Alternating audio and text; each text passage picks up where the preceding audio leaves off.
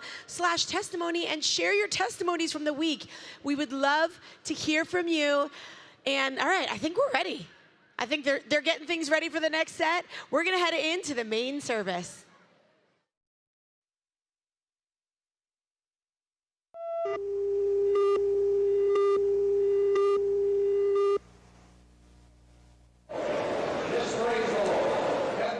As many as 10,000 believers have come to Fort Worth for the Believers Convention. It's sponsored by the Kenneth Copeland Ministries. There are visitors from all 50 states and from a dozen foreign countries as well. The parking lot of the Tarrant County Convention Center has become a small village, and the inhabitants have one thing in common. They believe. We came from Ohio for this, and we came to get what's here. It's vital. Did you ever think you'd be spending your vacation in Fort Worth, Texas? No. Not really. They're hungry for the Word, and the world is hungry for the Word, and this is where they get it. This year's live coverage is expected to reach 1 million people or more, but some conventioneers don't think watching it on television could compare. As one very enthusiastic listener put it, coming to Fort Worth for this event is probably the next best thing to going to heaven. There is a place every heart longs for. Not simply a destination, but a place where faith awakens, where heaven feels near, where hope is restored. Home. There's something special about coming home. Not because the house looks the same, but because the moment you arrive, you remember who you are. You remember the moments that changed you, the voices that encouraged you, the people who walked beside you. And even after all this time, it still feels familiar. Our home is where faith is strengthened, where hope is restored, where hearts are reminded that God's promises still stand, where generations come together around His Word, where faith fills the atmosphere. There is a reason we tell the stories, a reason we remember the moments, the breakthrough, the healing, the unexpected provision. Today, we become part of that same story. Not beginning something new, but stepping into something eternal. This is more than another convention. This is more than another gathering. This is a homecoming.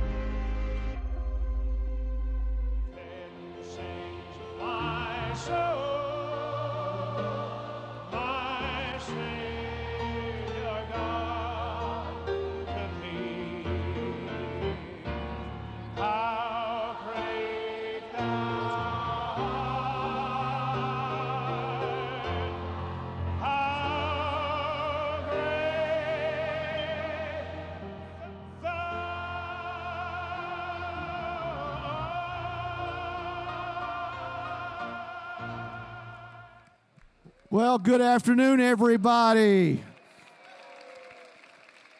Well, I have the privilege of introducing our first speaker this afternoon. You know, a few years ago, we were able to find a little break in his schedule that allowed him to come minister here at the Southwest Believers Convention. As you can imagine, it was life-changing. He has a way of ministering the Word of God that's practicable, applicable in your life. And every time he speaks, a revelation comes, and people's lives are changed. Would you please help me welcome to the 2026 Southwest Believers Convention, Pastor Bill Johnson.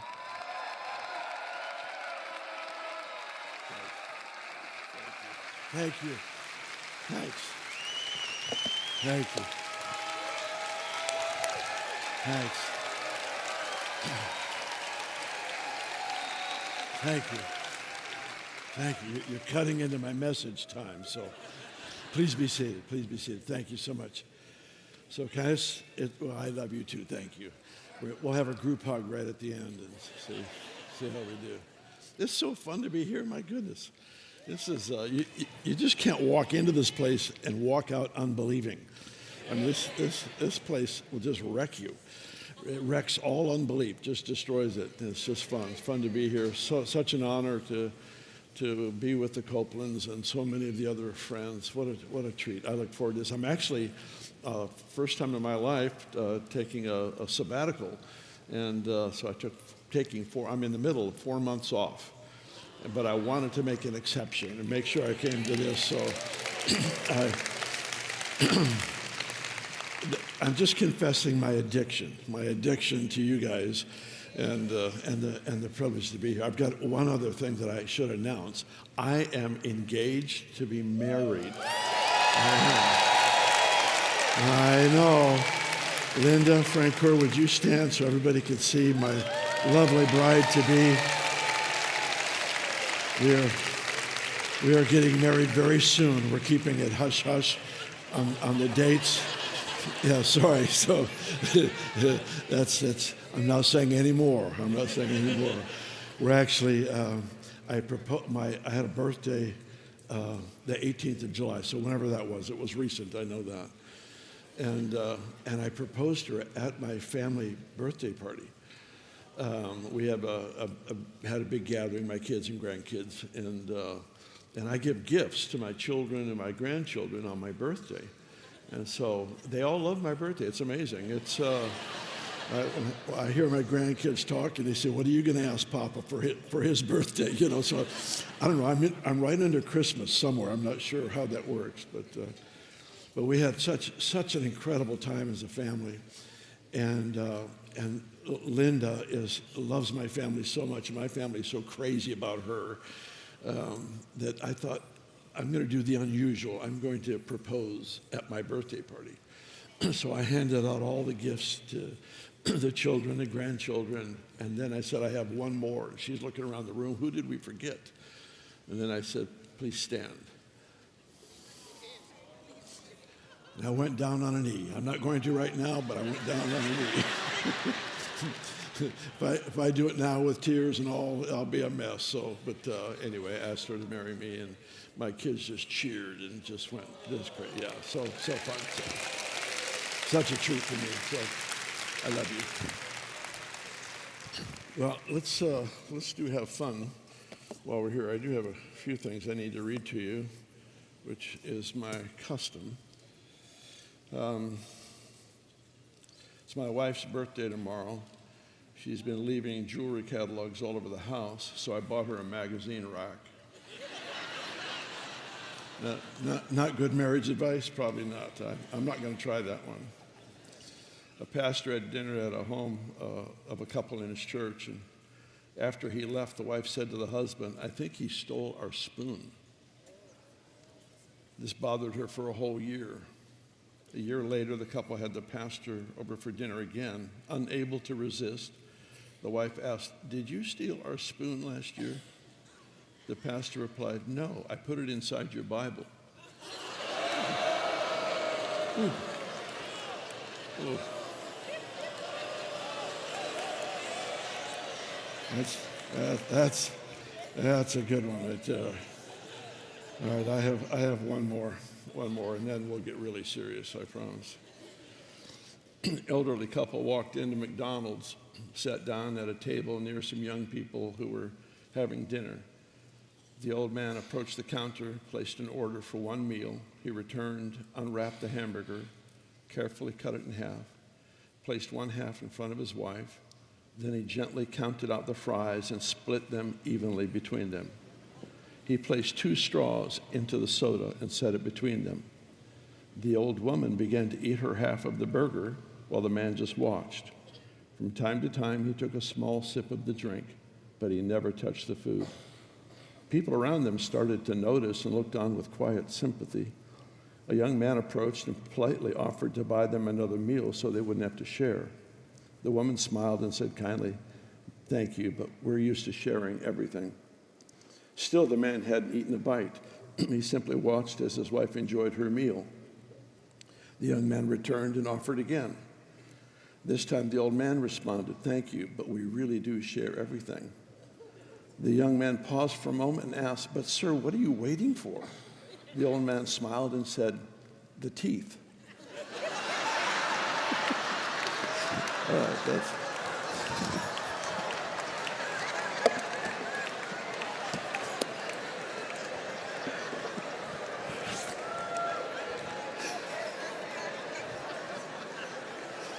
that's just wrong. That's just wrong. That's just wrong.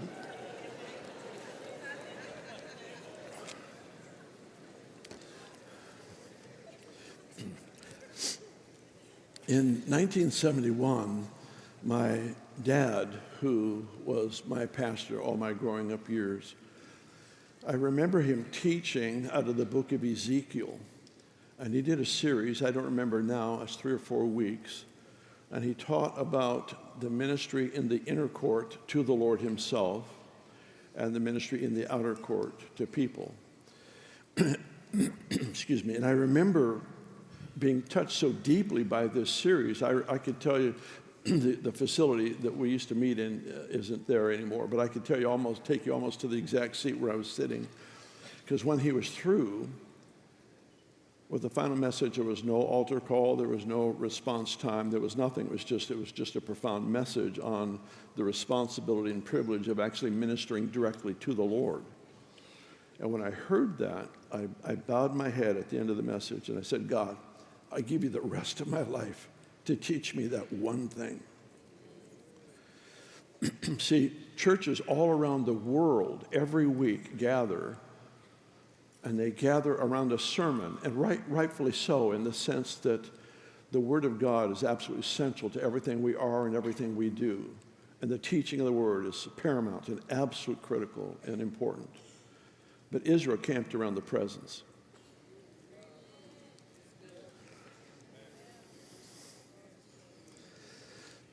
I believe that the Lord is restoring the church into being a presence-oriented people, a presence-oriented culture, where the actual manifested presence of God is the central theme, the supreme value, that which we recognize and honor the most.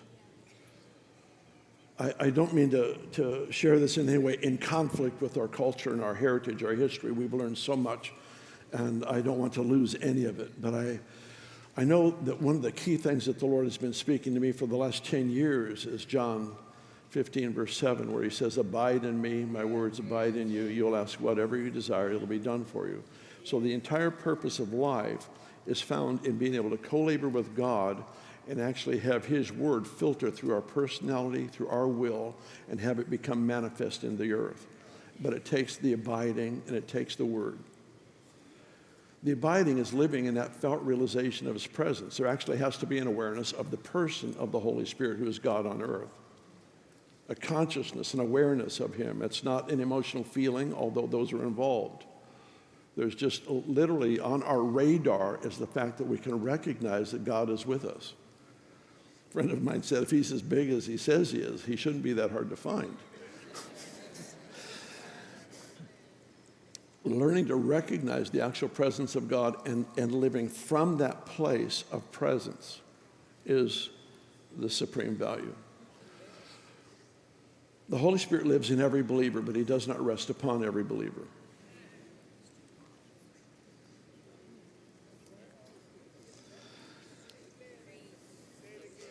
The Holy Spirit lives in every believer. He does not rest upon every believer.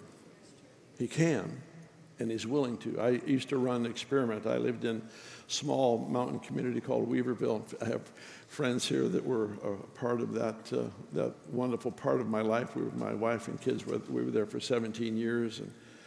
And there was a organic food store that was a wonderful store run by wonderful people. It had some cultic books and stuff in it, but that just makes it more entertaining. So my office was actually downtown right next to one bar and across the street from the other one because I like to be centrally located. And I would walk to the post office. There wasn't home delivery there. I would walk to the post office to get our mail. And so I would walk down to the post office, get the mail, and then I would come back and stop at the back door of this particular organic food store. So honestly, it's a wonderful store. I love shopping there. And made really good friends there and would, pray with them, talk with them. And Anyway, I would come to the back door, and I remember I would run this experiment. I didn't know what I was doing, but I wanted to learn something about the Spirit of God resting upon us as people. And so I'd actually go to the back door of the store, and before I'd enter, I would just stop for just a moment, and I'd turn my affection towards him. And he's such a lover. He's always drawn to affection, that heartfelt adoration. There's something about that just brings him, ushers him into the situation. You say, well, he was with me already. I get it. Theologically, I get it. But there's something that happens when we give him place to manifest presence and glory. And so I'd just stand there. I'd just stand at the back door for just sometimes maybe a minute or two at the most, and just become aware of the Spirit of God on me. And then I would go in and buy the cheese and crackers, whatever it was I was going to have for lunch that day, and walk onto my office, which was right across the street. One day, the owner called to me. He says, Bill, he says, come here. And he took me over into the vegetable section, which was a part of the store I hardly ever frequented. I prefer the food that eats that food. That's what I do. And so he brought me over there, and he said, Bill, he says, when you walk into the store, something is different. Now, I wasn't the only believer that shopped there. We really supported that store. And I wasn't the most spiritual, but I might have been the only one that paused long enough for him to manifest himself and then walk into that environment hosting the King of Glory, hosting this person of the Holy Spirit. And you see the story of people laying sick people in the street so that Peter's shadow could pass over them. And it's such a wonderful story. We've seen that happen. But the thing that we don't always realize is that your shadow will always release whatever overshadows you. If it's worry, if it's fear, that's what your shadow releases. If it's resentment, bitterness, that's what it releases. Indifference. But if it's presence, there's something about the manifested presence of God resting upon his dear ones, which is you and me, that begins to alter the environment of every place that we walk into. I mean, this is a place where, honestly, I say it not jokingly, this place is a place where faith is contagious. So you realize this, but when you walk into a hospital room where the doctor said there's 1,000,000 to 1 odds of this person even making it through the night, as soon as you walk through the door, the odds change. The odds change because you host someone, you carry someone for whom nothing is impossible. And learning to adjust our thinking, our appetites to this God who knows no impossibility. It's got to get from the lyrics in the song that declare nothing's impossible to the approach that I have in my life, that because of the burning conviction nothing is impossible, I actually owe him a lifestyle of risk. I actually owe him a lifestyle of risk. I actually have to become inconvenienced and pursue things that are very intimidating in appearance. It's not good enough that my theology is something I can quote or sing. It's a good beginning place. But it has to produce a shift, a change in my conduct and my behavior and the way I think, the way I see. And part of what happens in this lifestyle of all of us who would say amen to the fact nothing is impossible with God, and all of us have the stories, the miracles that prove that. There's still the reality that we face day after day where with an unrenewed mind I approach problems. This subject has been dealt with well already in this conference. But with the unrenewed mind approaching challenges that I face, that you face. You know, how many of you have ever had supernatural provision? You've actually had supernatural, yeah. The amazing thing about the way God works is when he exposes his nature to us and his works, it changes not only who I am, but it changes my responsibility. Because once I've seen supernatural supply, it becomes illegal for me to face any problem based on what I have.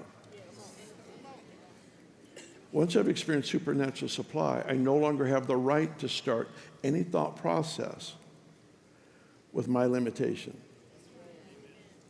And so what he's doing is he's helping us to get a renewed mind. And a renewed mind is not simply that I can quote a scripture for a problem. It's a good beginning place. You know your mind's renewed when the impossible looks logical. You see through a different lens. You see from a divine perspective. And that really is what repentance is. Repentance is the life of the believer. Repentance. Repentance means to change the way you think. It's not a mind over matter thing. It's just a deep sorrow for sin that's so deep and profound that it alters our perspective on reality. And so repent, for the kingdom of heaven is at hand. Most Christians repent enough to get forgiven, but not enough to see the kingdom. The purpose of repentance was to shift focus from an inferior reality to a superior reality.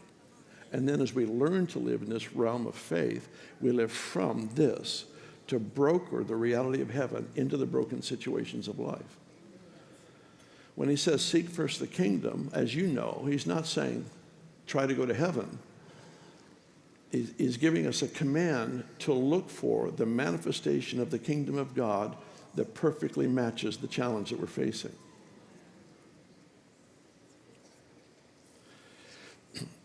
That was actually a really good point, Bill. So that was a good one.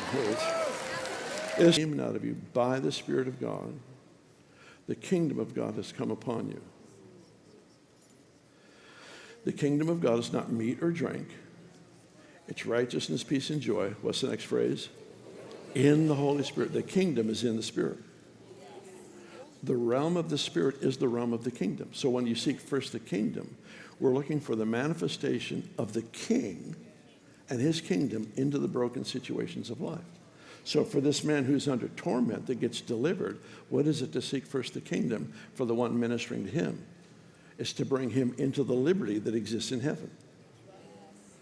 It's to bring a person into the blessing, the abundance that exists in heaven. To taste of that here. It's the divine health that God promised for us and provided for us here. So to seek first the kingdom is to look at the different afflictions and difficulties, challenges that we all face in life, and then find out what heaven's answer, his solution is for that problem, and then make that our pursuit. At the core of this, for me, is the lifestyle of worship, and it may almost sound awkward to bring that into this subject, but it fits just so perfectly for me. I remember that Sunday morning where my dad finished the series, and I bowed my head, and I don't know when worship became important for you, probably some of you way before me and some of you after, but today we actually have a worship culture in church, which is a sign of tremendous breakthrough and years of labor from wonderful pastors and teachers and musicians and songwriters that have been laboring to shift the culture of the church, and it has worked. But part of the problem with it, and I don't want to downgrade the value of a worship culture, because now you see worship in just about every group any group you go to. But when my dad first started that in our world, it was very controversial. Not singing about God, but singing to him. It was very controversial to take that much period of time where there wasn't teaching, because teaching was the main thing. And we always got to the word, but the point was it really provoked and stirred things. And it was a point of criticism and perhaps mockery, those kinds of things, for people to spend the amount of time that we would just drawing near to him and ministering to him. You see, every believer has three areas of ministry, which you know. Number one is to the Lord. Number two is to the church, believers. And number three is to the world. And that's the order of priority. To the Lord, to the church, and to the world. The strange thing is that only one of them is urgent. And that's to the world. I don't know if you're following this, this way of thinking. Let me put it this way. Evangelism in its purest form is an overflow of worship.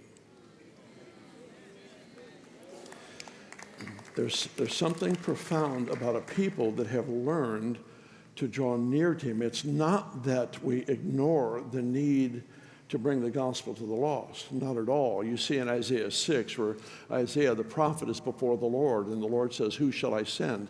He's in this intense moment of deep and profound encounter with God and worship. And God says, who shall I send? And the first thing you see from this Isaiah who's in a profound moment of worship is he volunteers to go. There are many people that get in moments in worship that are unwilling to go, which tells me they might be worshiping worship.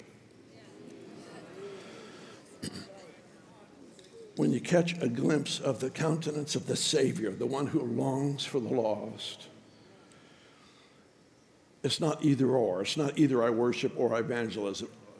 It's that he goes with me. There's this glory, this presence goes with me into every environment, every place where I have the privilege of bringing people into divine encounter. We live with this conviction at home. I owe the world an encounter with God. That was actually another excellent point, Bill. I owe the world. And the way I ensure that that happens is to stay filled with the Holy Spirit. Now, sometimes I'll have 2 bottles of water up here, and I don't have it today, but what I typically do is I take a brand new bottle, I open it up and ask everybody, is this full? And everybody says, of course it is, and it's full enough to sell, but it's not full till it overflows. The only time you're full is when you're overflowing. Fullness isn't measured by what you contain, it's measured by what you release.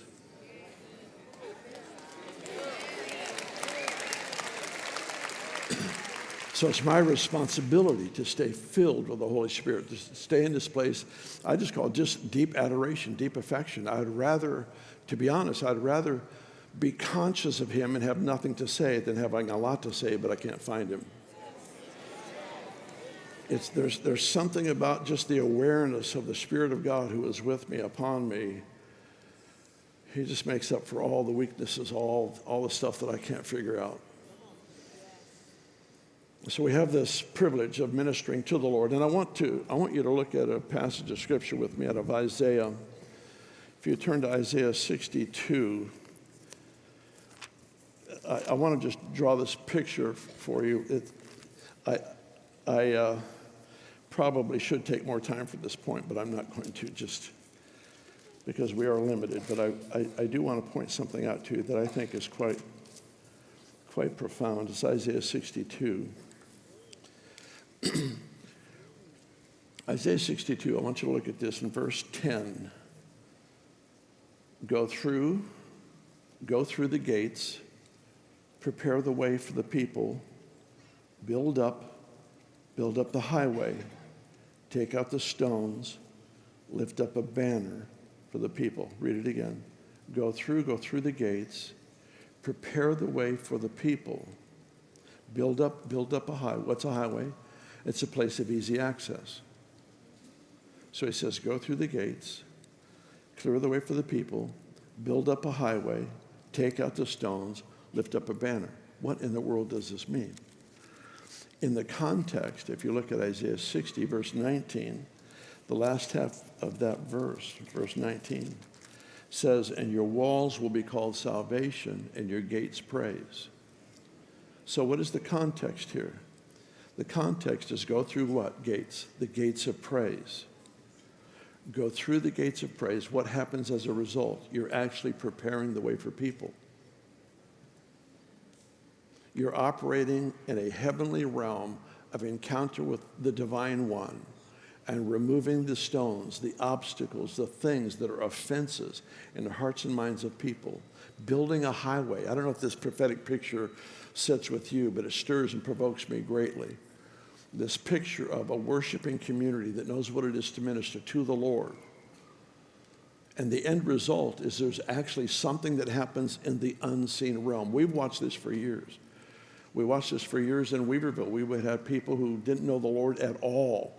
that Weaverville was a town where the town that I pastored in was a town that was known for cultic practices, all kinds of weird things. But it ended up for years, becoming truly a worshiping community, pursuing the glory and the presence of the Lord, and then doing ministry out of that presence. We would actually have unbelievers that would witness to what God was doing in the city. Things began to shift and change where people who would never consider the Lord started to consider the Lord because their neighbor, not because they had witnessed, although that's vital, the word must be spoken, but because they actually carried and hosted a person. And that person is quite influential. There is a shift, a change that takes place in atmospheres, over neighborhoods, over homes, over cities, and potentially even over nations by a people that become a worshiping community. If you study the concept of David's tabernacle, for example, which was 24/7 worship for 30 or 40 years. They just would worship continuously with the audience of one. That was to the Lord. But it was connected to bringing the Gentiles into the faith. So there's a connection between giving ourselves to Him in abandonment in worship and the effect that it has on the hearts and minds of people around us. So we have the priority number one is our ministry to the Lord, but it has an effect on the harvest. And you say, well, why would ministry to the church be more important than the harvest? It's a sequence. And God has order, He has protocol, He has sequence that is vital for us to learn and to embrace. And so how is it that ministry to one another takes second place in such a crucial time when we need to see so many people converted? It's because it says, Jesus said, they will know you are my disciples because of your love for one another. There's something profound about the devotion that we have, the care that we have, the compassion that we have for one another that actually ripples into the lifestyle, the culture, the value system of a community. It's who we are. This worship culture that the Lord has allowed to be formed has been, I love it, so I've got to be very careful. I love what has happened through the years. I get to go to so many different denominations and different groups of people, which is a real treat for me because I love diversity. There's no unity without diversity. Unity without diversity is uniformity, and that's not what the Lord's looking for. He's looking for diversity. So I love the privilege of being with other groups of people. And what I've noticed is no matter what group you join, if they confess Christ at all, there's worship, genuine expressions of worship in the gathering at some point. Something that was absolutely foreign, a number of years ago, today has become normal. And I don't want to lose that for anything. But I also want to maintain the significance and the beauty, the authenticity of genuine, heartfelt worship. Because that word worship, in one of its words, actually comes from the word that means to kiss. So it's actually this nearness. It's this nearness that is so tender. Worship sometimes involves music.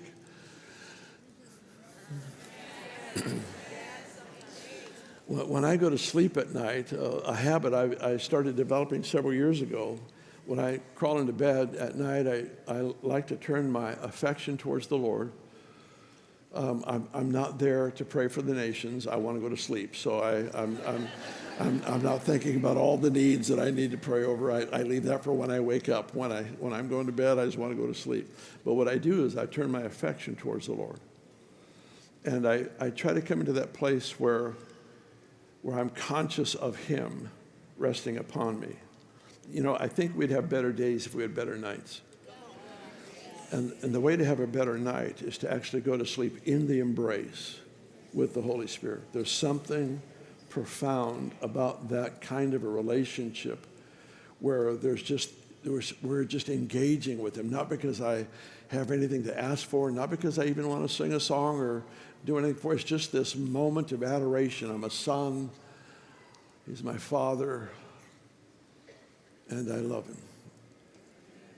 And so in those moments, it creates a pattern that you wake up with in the morning.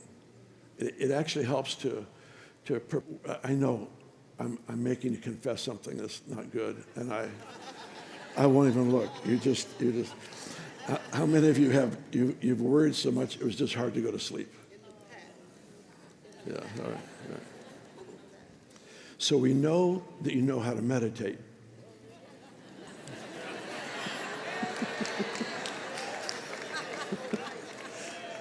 We got that down. We know how to meditate. Now we've got to just shift the subject. We got to change the subject to the promise of the Lord, the presence of the Lord, and in order to feast and to feed off of this one who is with us. But here is this concern. I'm not worried about it, but it's in my crosshairs, if you will. This culture of worship. I don't want to change anything as much as I want to make sure we keep the main thing the main thing. And that's that I don't fall into worshiping worship. You know, let's be honest, it's fun. The music is wonderful. The musicians and the singers, the anointed, gifted people we have around us.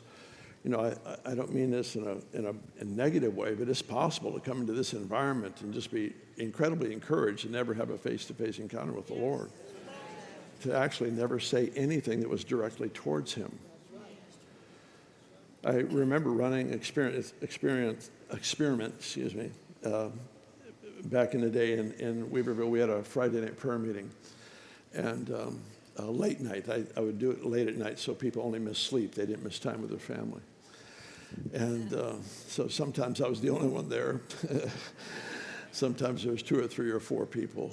Towards the end, because the outpouring of the Holy Spirit started so significantly, the place was just packed with people that were there to pray.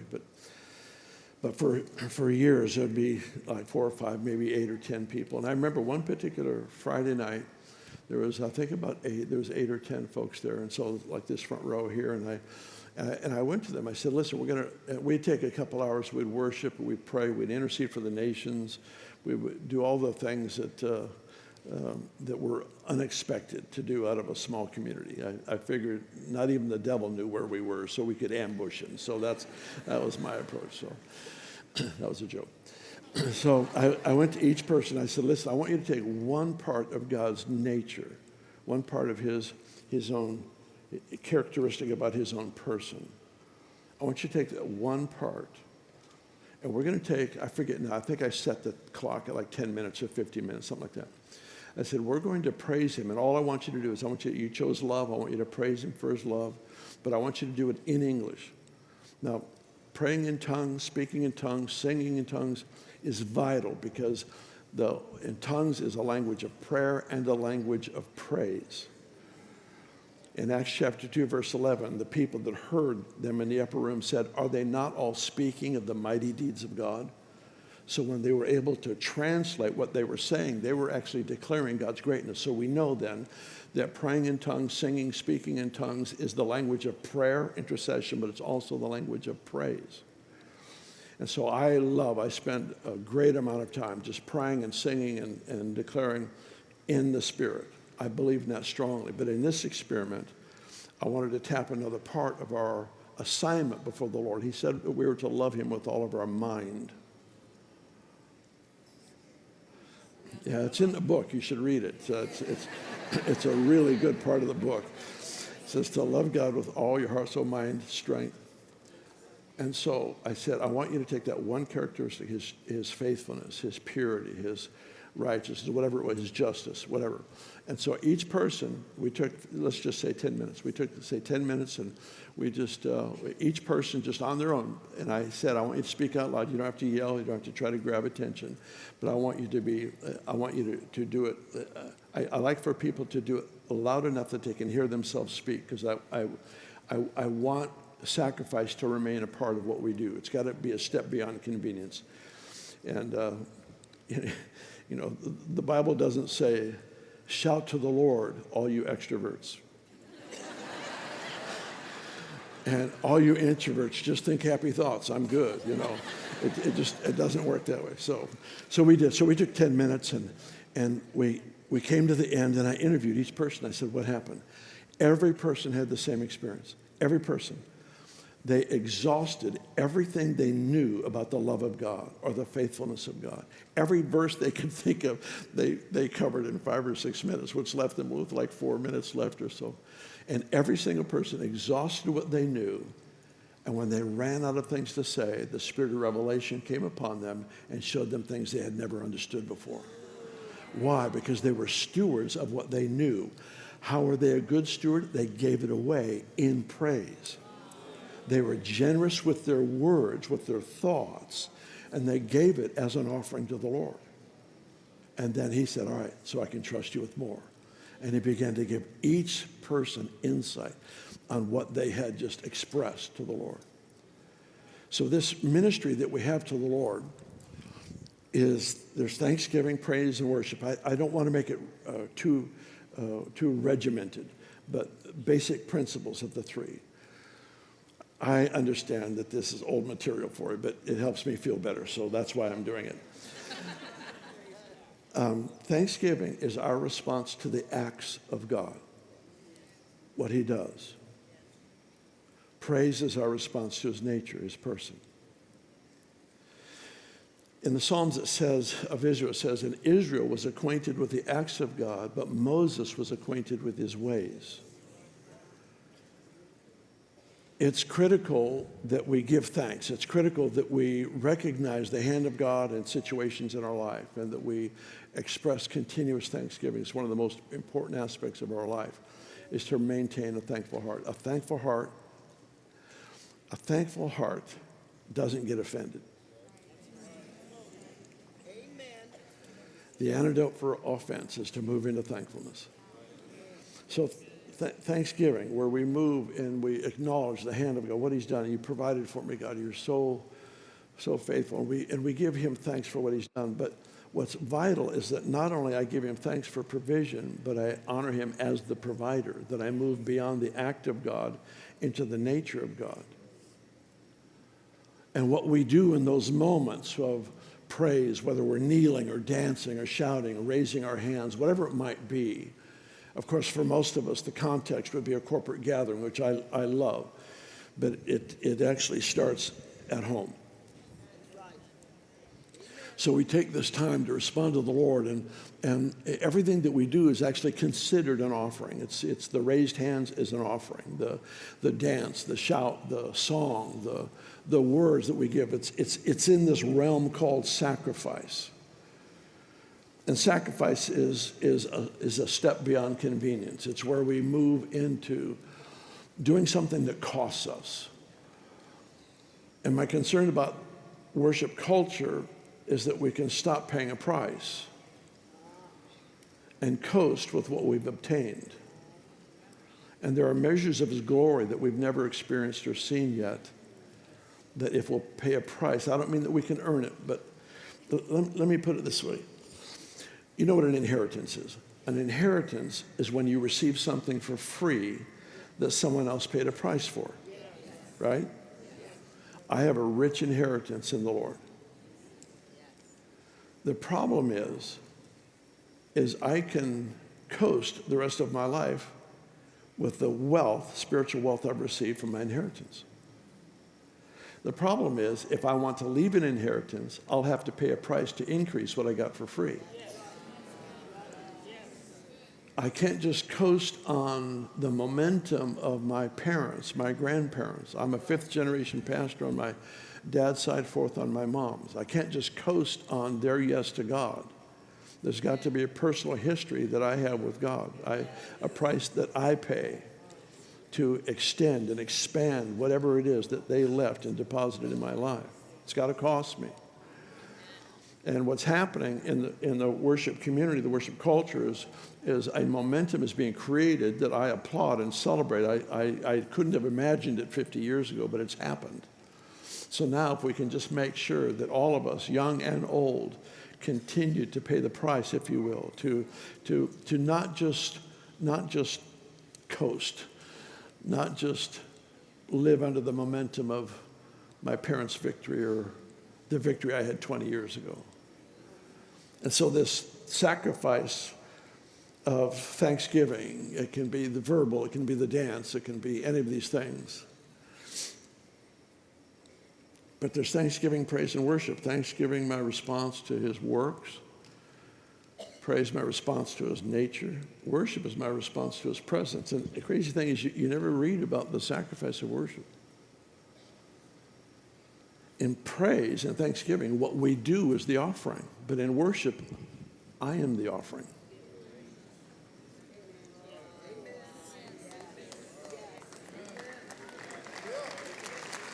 It's the, if I can be frank, actually I'll be Bill, but that's bad. It's why it's rare to have a worship service. We have good services, good meetings, good songs, good response time, good everything, but not often is there a corporate gathering that comes in with such a tenderness that kiss takes place, if you will. And that's not to shame anyone. It's just to say it's just easy to forget about what it's like to come in near, close. In our world, we're involved a lot with writing music that actually helps to shape worship culture. So it's a huge part for me. So the music is critical and that it's excellent. We write scriptural songs, accuracy. So that's a huge value for me.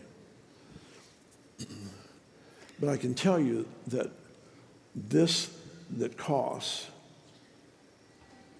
seldom starts in a corporate gathering. It actually starts at home. And it doesn't always involve music. I like to turn music on, but it's just this. It's not measured in time. It's measured in impact. It's not measured in, checking off the boxes that I fulfilled all the responsibilities as a priest of the Lord. It's something different. It's this nearness. It's this nearness to Him that just unravels you for life itself. It's the fact that you come into this place where you literally walk out with the fragrance of the Lord. I had this hunting dog. I try to bring up hunting every time I can, especially when I'm in Texas, because I know I'm among friends. I used to have this hunting dog, and he was crazy, but he loved to hunt. And if you're against hunting, I would pose. It was a photographic safari that I was on. We just posed with animals. So this dog was trained to run back and forth. He'd just run back and forth through a field, trying to smell that pheasant or grouse, whatever that we was hunting, quail. So he would run back and forth. And his craziest thing, he was crazy fast. But there would be this, the breeze would be going this way, and he'd be running this way, and he'd catch the scent of a pheasant running this direction, and he would lock and turn his head back that way towards where the fragrance was coming from, lift his front paw, and just point at this bird that was like 10 feet away. It was really impressive. I remember when I first got him, he was like 8 weeks old, and I took a wing that a bird loaned me.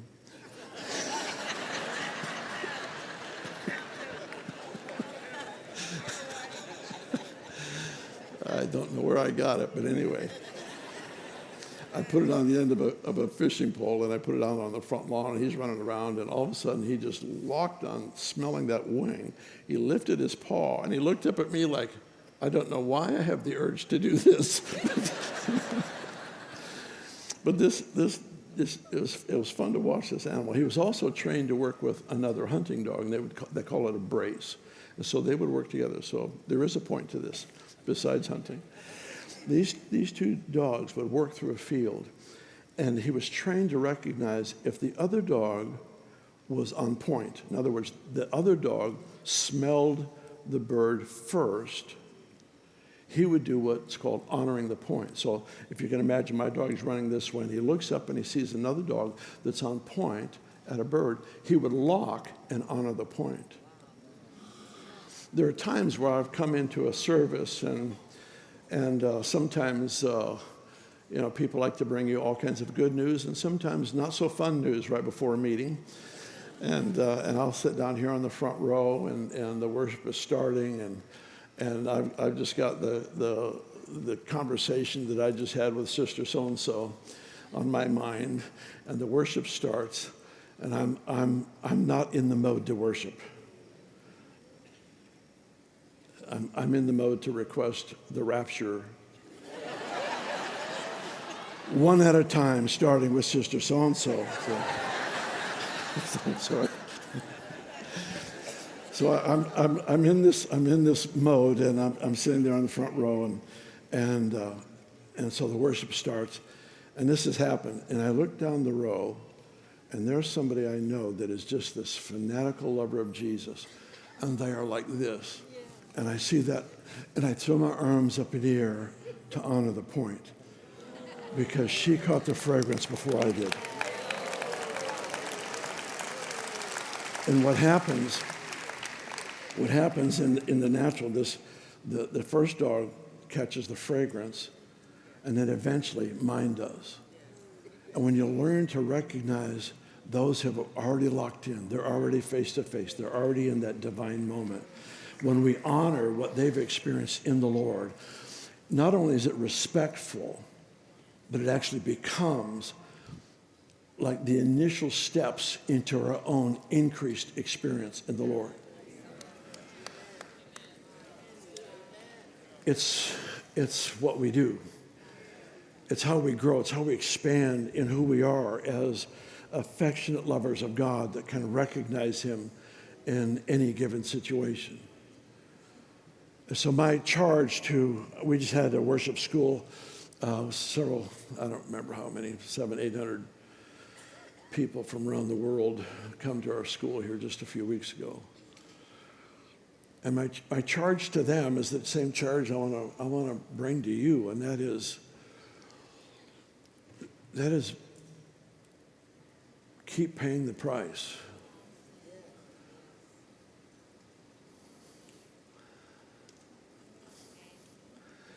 I've been doing this for a long time, 50-some years. And spiritually speaking, I could live off the dividends of my investment for the remaining however many years I have left. I could. I don't want to coast my way into heaven.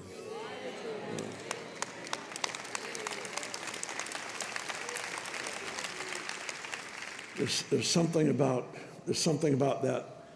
that sacrifice of praise, and I'll end with this thought.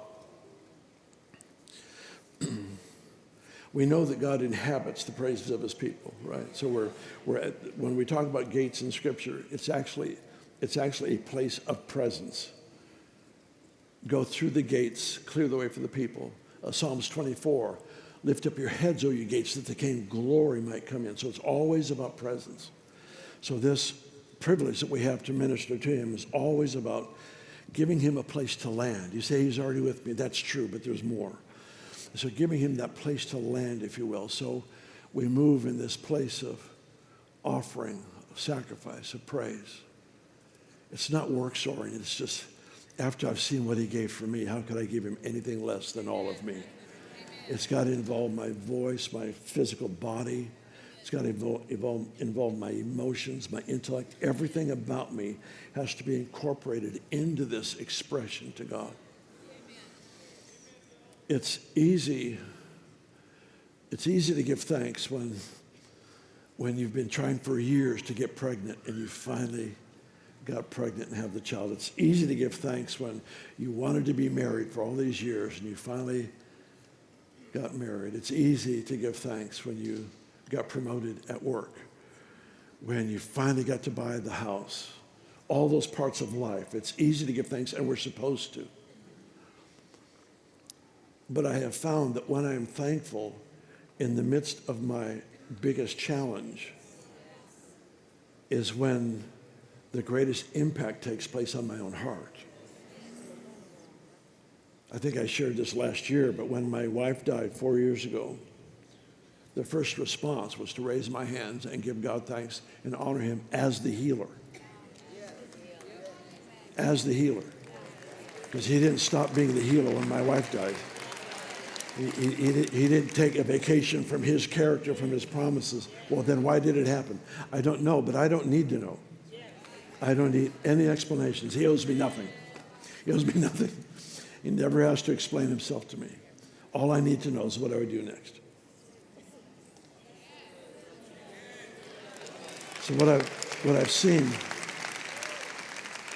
is that in Revelation chapter 21, verse 21, it says, and the 12 gates of the city are made of a pearl.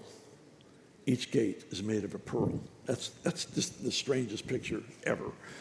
That's like Ezekiel's wheel inside of a wheel. I mean, it's just challenging to everything in your head. He says every gate of the city of Jerusalem is made out of a pearl. How are pearls formed? Irritation. How is the gate of praise that attracts the presence formed in your life and mine? It's not just in the blessing. It's not just in the abundance. It's in the loss. It's in the things I can't explain. I have no understanding of how and why did this happen. It's grabbing those moments. And so my approach is that I've got these situations that have taken place in my life. I know in heaven I'll look back and I'll give him glory. But I'll never have a chance in eternity to give him a sacrifice, because there I'll have understanding. There's no tears, there's no weeping, there's no confusion, none of the junk we deal with here is there. It's all here. So I want to grab my moment. I want to grab the moment that is the most painful, the most challenging, the most unexplainable. Grab my moment and give him an offering in the middle of that, because then I'm giving him something I'll never have a chance to give him in eternity. I'll never have the opportunity in eternity. I only have it here.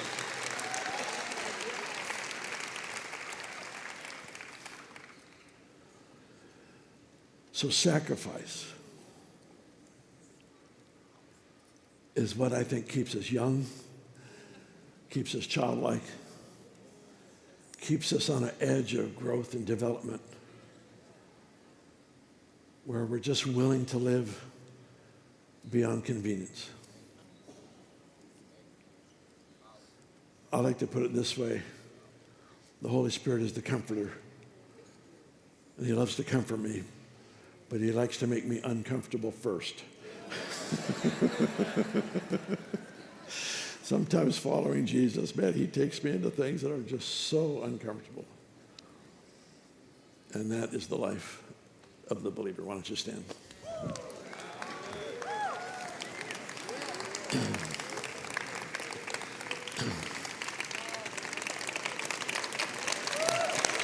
Amen. Amen.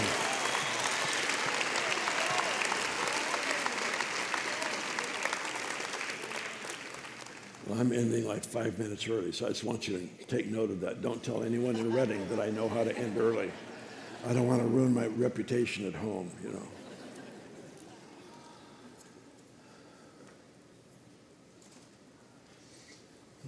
The sacrifices that we give him, they don't come out of striving, they come out of surrender. Great faith doesn't come out of striving, it comes out of surrender.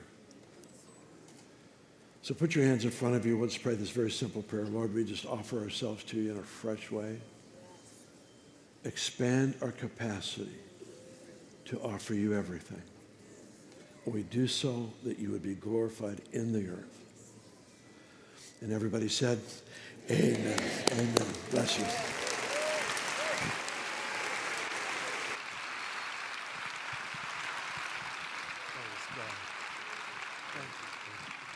By the way, I'm an ordained minister, and I do weddings.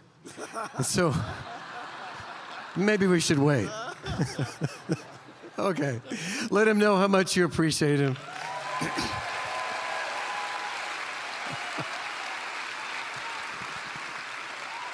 Before you're seated, greet somebody that you have not greeted before, and then you can be seated.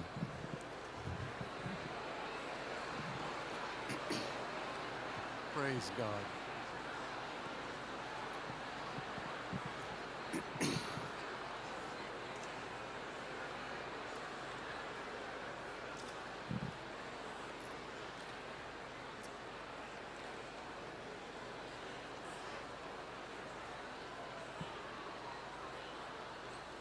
Well, I have the great privilege this afternoon to receive our speaker's offering. Have you appreciated the speakers during this conference? What a tremendous, tremendous blessing it has been to be able to receive the Word of God like this. One of my favorites is that young man, what's his name? Jeremy Pearsons. Let me read a couple of scriptures to you as we prepare for this offering. First of all, 1 Timothy 5:17, it says this, "Let the elders that rule well be counted worthy of double honor." Say double honor. Especially they who labor in the word and doctrine. For the scripture says, "Thou shalt not muzzle the ox that treads out the corn, and the laborer is worthy of his reward." Now let me read to you the amplified translation of this scripture.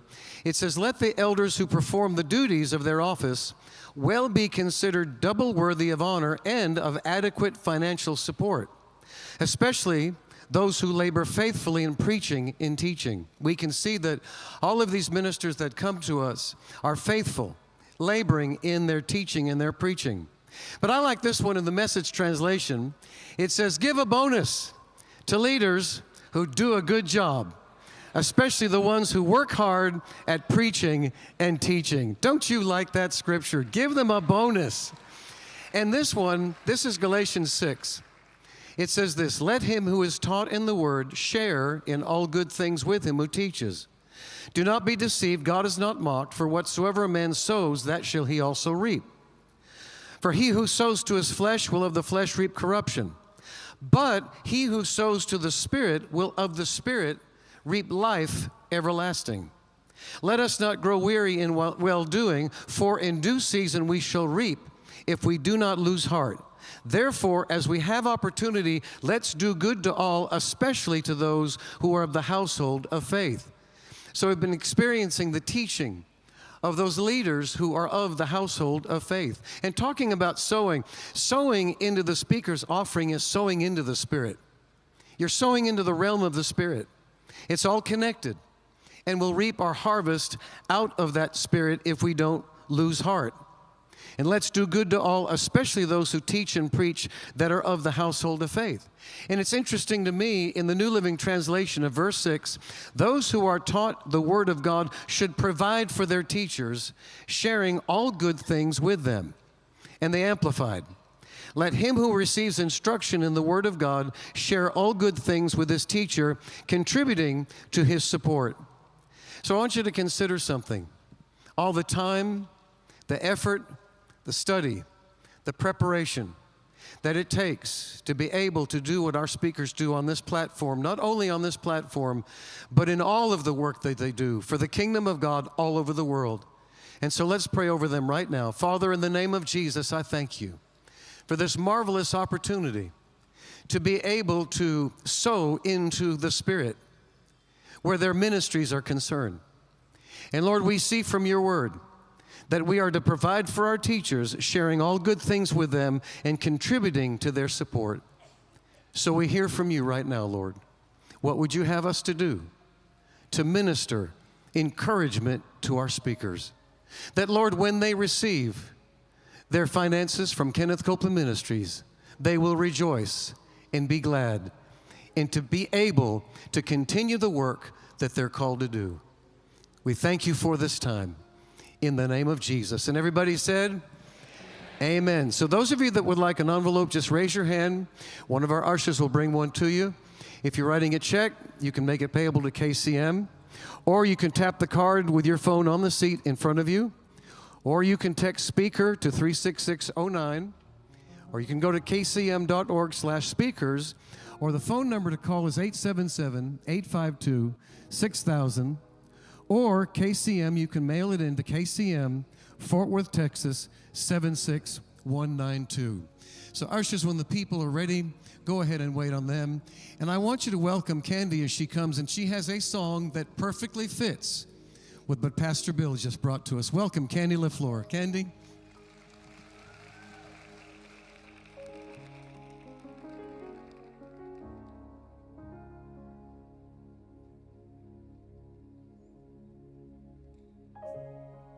Saturate me in your anointing.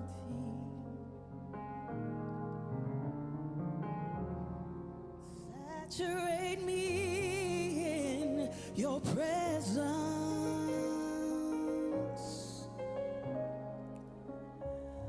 I've gotta have more of your anointing flowing in my life. Saturate me, oh Lord, today.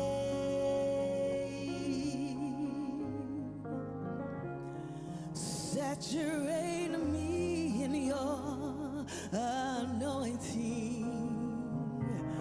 We draw to you, Lord. Saturate me in your presence. Oh, I've got to have more of your anointing flowing in my life. Saturate me, oh Lord, today. So we wait, oh Lord, as the Holy Spirit is moving in our midst. And we wait, oh Lord, for your manifested presence to come and touch us. Come and refresh us. Come and fill us, Lord, today. Oh, saturate me in your anointing. Come on, if you want this from the Lord today, come draw close to him. Saturate me in your presence.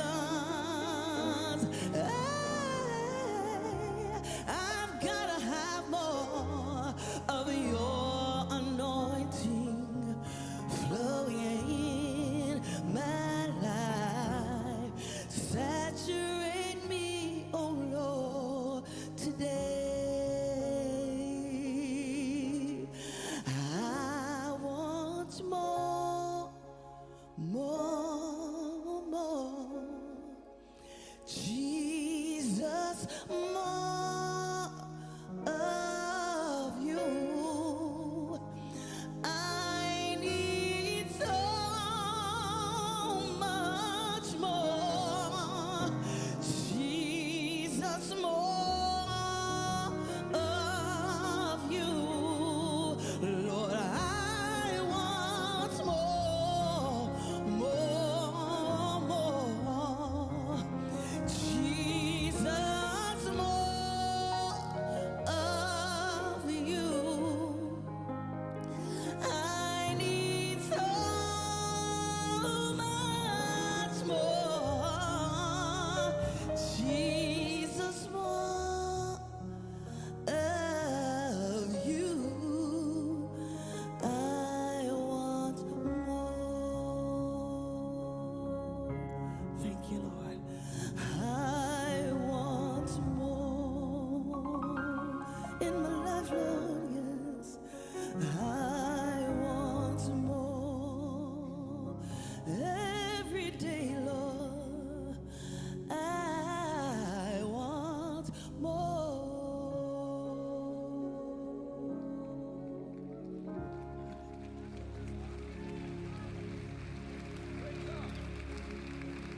Come on, give Jesus a great hand clap one more time.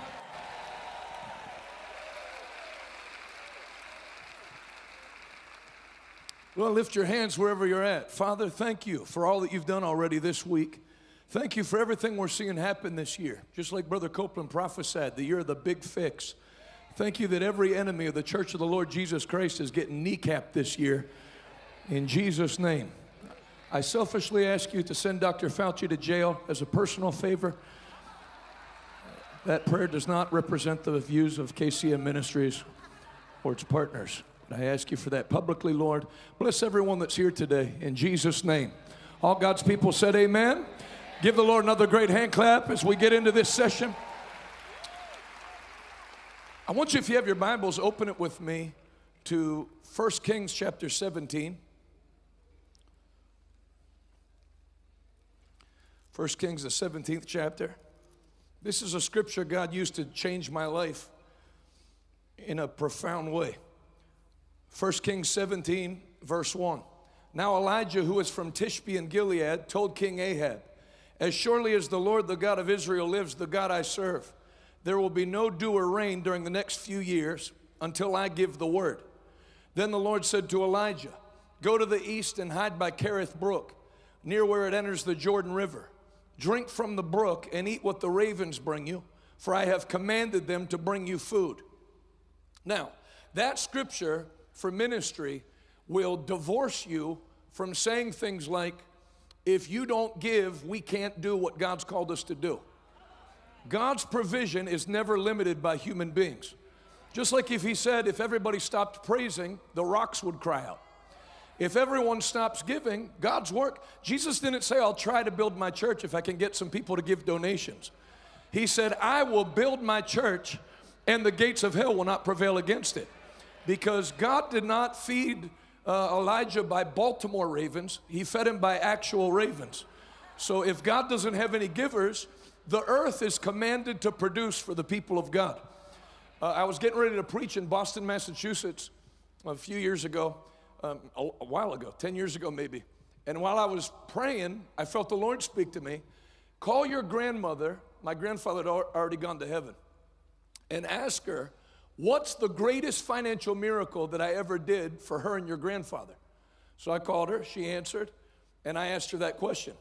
She said, well, because she knew I was starting to hang around with you people, so she knew about jets and all that stuff, and thought this would, she said, this would be a small thing, maybe to most people, but it was big to us at the time. 1952, they took their first pastorate. Actually, I don't even think they were pastoring yet. My grandfather would go to downtown Farmington, West Virginia. He was the first Christian in our family. And my grandmother would come with an accordion, and she would play the accordion to gather a crowd. Now that's a great way to scatter a crowd. And when she'd play the accordion and sing a hymn, and then my grandfather would start preaching. So somebody gave him like a little shack house in Marion County, West Virginia to stay in.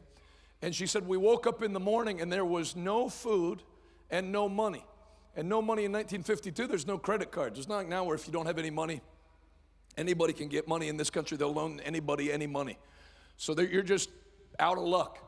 And so she said, I got ready to pray. And before I could start praying, I looked and there were chickens coming down the hill to our house. And she said, so she stopped praying. Everybody say, before you call, I will answer you. And so the chickens came under their yard. And you don't normally see chickens migrating. So she was still watching. And she said they all went into our shed. And so I investigated. And all 21 chickens laid an egg at the same time. And then got back in line and went back up the hill. So if it was me, the story would have ended there because I would have claimed the scripture, finders, keepers, losers, weepers. But my grandmother gathered all the eggs into a basket and followed the chickens up the hill. Knocked on the lady's door at the house, and a lady holding a cigarette, it was West Virginia back then, most people start smoking at about 9 years old, and opened the door and said, can I help you? My grandmother said, your chickens got loose and all laid eggs on my property, and I brought them to you. And the lady took a puff and said, if she laid them on your property, you can have them. So she went home and they ate. For the rest of the time that they lived at that house, The chickens, every time they got low on eggs, came back down the hill, laid eggs, and then went back. My grandfather got his first pastorate in Northern Virginia, and they moved away. They came back for a funeral, and that lady was at the funeral. And she said, "It's you. I want you to know that ever since you moved," we talked to those neighbors, "the chickens have never gone back down the hill, and they've never laid another egg. They never laid eggs for them." So God has control of the wealth of this world to push it in the direction of those that fear the Lord. And I see in the second half of this year, God opening the windows of heaven and removing all financial limitation, all financial lack. There are pastors and evangelists and business people that are here, that you've got plans for the second half of this year. You've got a letter you're getting ready to send out to your partners. You're never going to get a chance to get the letter out. God is going to show this world that He is still Jehovah Jireh, and He is still El Shaddai, and He's got a blessing with your name on it. If you receive that today, give the Lord the biggest hand clap and the mightiest shout.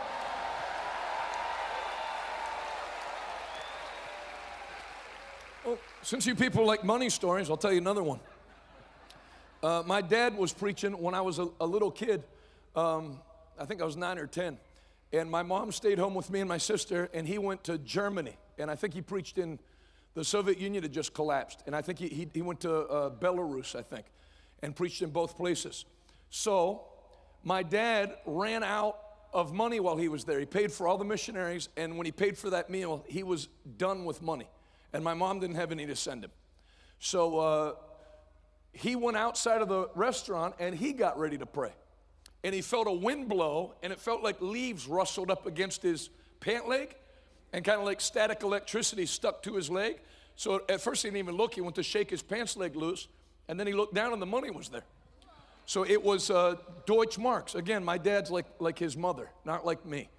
I'm more like my grandfather. I'd just taken the money and pocketed it and thank God for the miracle. My dad went down 3 different streets looking to see if anybody lost money, and there wasn't anybody there. That was back before they had euro. It was Deutsche Marks. So those Deutsche Marks were enough to last him the rest of the mission trip. Nobody gave that. The Lord blew it. And then while he was having that happen, my mom had just enough money to last till my dad came home. And that's why when I hear people bash Kenneth Copeland, I wouldn't do it because, you know, biblically, you're not supposed to hit people, but you can pay people to do it. So sometimes we'll do that. But I don't like it because you're not going to convince me. When people have harsh things to say about prosperity, who was that fed my grandparents? Was that the devil making sure they got eggs so they could keep preaching? Who took care of my dad in Germany? Was that the devil? No. There's a God that provides for His people. And He watches over. The Bible says in 2 Timothy chapter 2, the Lord knows those that are His. Everybody that's in the sound of my voice, that the devil's convinced you that God's forgotten about you, God knows right where you're at today, and He's got a miracle with your name on it in Jesus' name. So I don't like when people talk bad about prosperity, because my grandparents would have, you know, what would have happened? If you know anything about ministry, I would say the first way the devil tries to take people out of the ministry is lack of finances. There's lots of people that have a great heart and really want to serve the Lord, and their own Christian parents are telling them while they're going into the ministry, how are you going to get paid? Who's going to pay you? You know, that's really the first thing Jesus did. He set them out and said, don't take, and every idiot that criticizes on YouTube and says, well, what about when the Bible says Jesus said not to take a bag with money? Yes, He said that first. Go out without purse or scrip or shoes, and greet no man along the way, which was His way of saying, I'm sending you out without anything. Don't go tell anybody on your way to go preach. You know, Jesus sent us out, and we don't have anything to take, and just hoping the Lord will speak to somebody's heart. Don't greet anybody. Just go and preach. And then when they returned, Jesus said in Luke 22:35, when I sent you out without purse or scrip or shoes, lack ye anything? And they said no. And Thomas was there. So he'd have said something. Yes, actually, we haven't eaten since chapter 10. No, we never lacked. And now when you go out, take purse, take scrip, take shoes, take an extra coat, and if you don't have a sword, sell your coat and buy a sword. So it's not the plan of God for you to go out broke all the time. He was making a point that if you go out sent by God, And this is the consistent point that I'm getting into in the introduction without meaning to. That you're not sent by the people to the people. You're sent by God to the people. And God is completely unaffected by the oil prices from the Hormuz Strait. He's completely unaffected by the interest rates. He owns all the silver and he owns all the gold. And when you do what he tells you to do, he'll take very good care of you and your family. Can you say amen? Well, my dad runs out of money in Germany. And then my mom had just enough to last when my dad got back. And a preacher called that was passing through, an evangelist. An evangelist, I'm an evangelist. They feel like they have a right to any Christian household and to be fed. So he called, hey, we're passing through. He had a wife and 2 kids, and we're going to stop by for dinner. My mom didn't have, we had like some fish sticks left and popsicles and not enough. We had enough for us. We did not have enough to put on a proper dinner for family. So when he called, I remember this. I was there. The other ones I heard about. My mom said, okay, see you soon. It was like in 90 minutes. And then hung the phone up and got like a pained look on her face and went over to our living room and sat down on the mauve and teal high back chair. Had the same color scheme as the Rama carpet. And she sat down and put her head in her hands and started to pray before she could pray. The doorbell rang. I went to answer the door. My mom kind of pushed me out of the way, and there was a lady holding a cigarette. I'm not starting to sound like a pro-smoking sermon, but. And she had a white envelope, and she just kind of shoved it in my mom's hands and said, here. And then people say, it must have been an angel. I don't think so. It was the most cigarette and Febreze smelling angel that ever existed, if it was. She said, here. And my mom said, wait, as she went to her car, who are you? And when she said, who are you? She kind of trotted faster. It's like whoever sent the money didn't want to know where it was coming from, and she took off.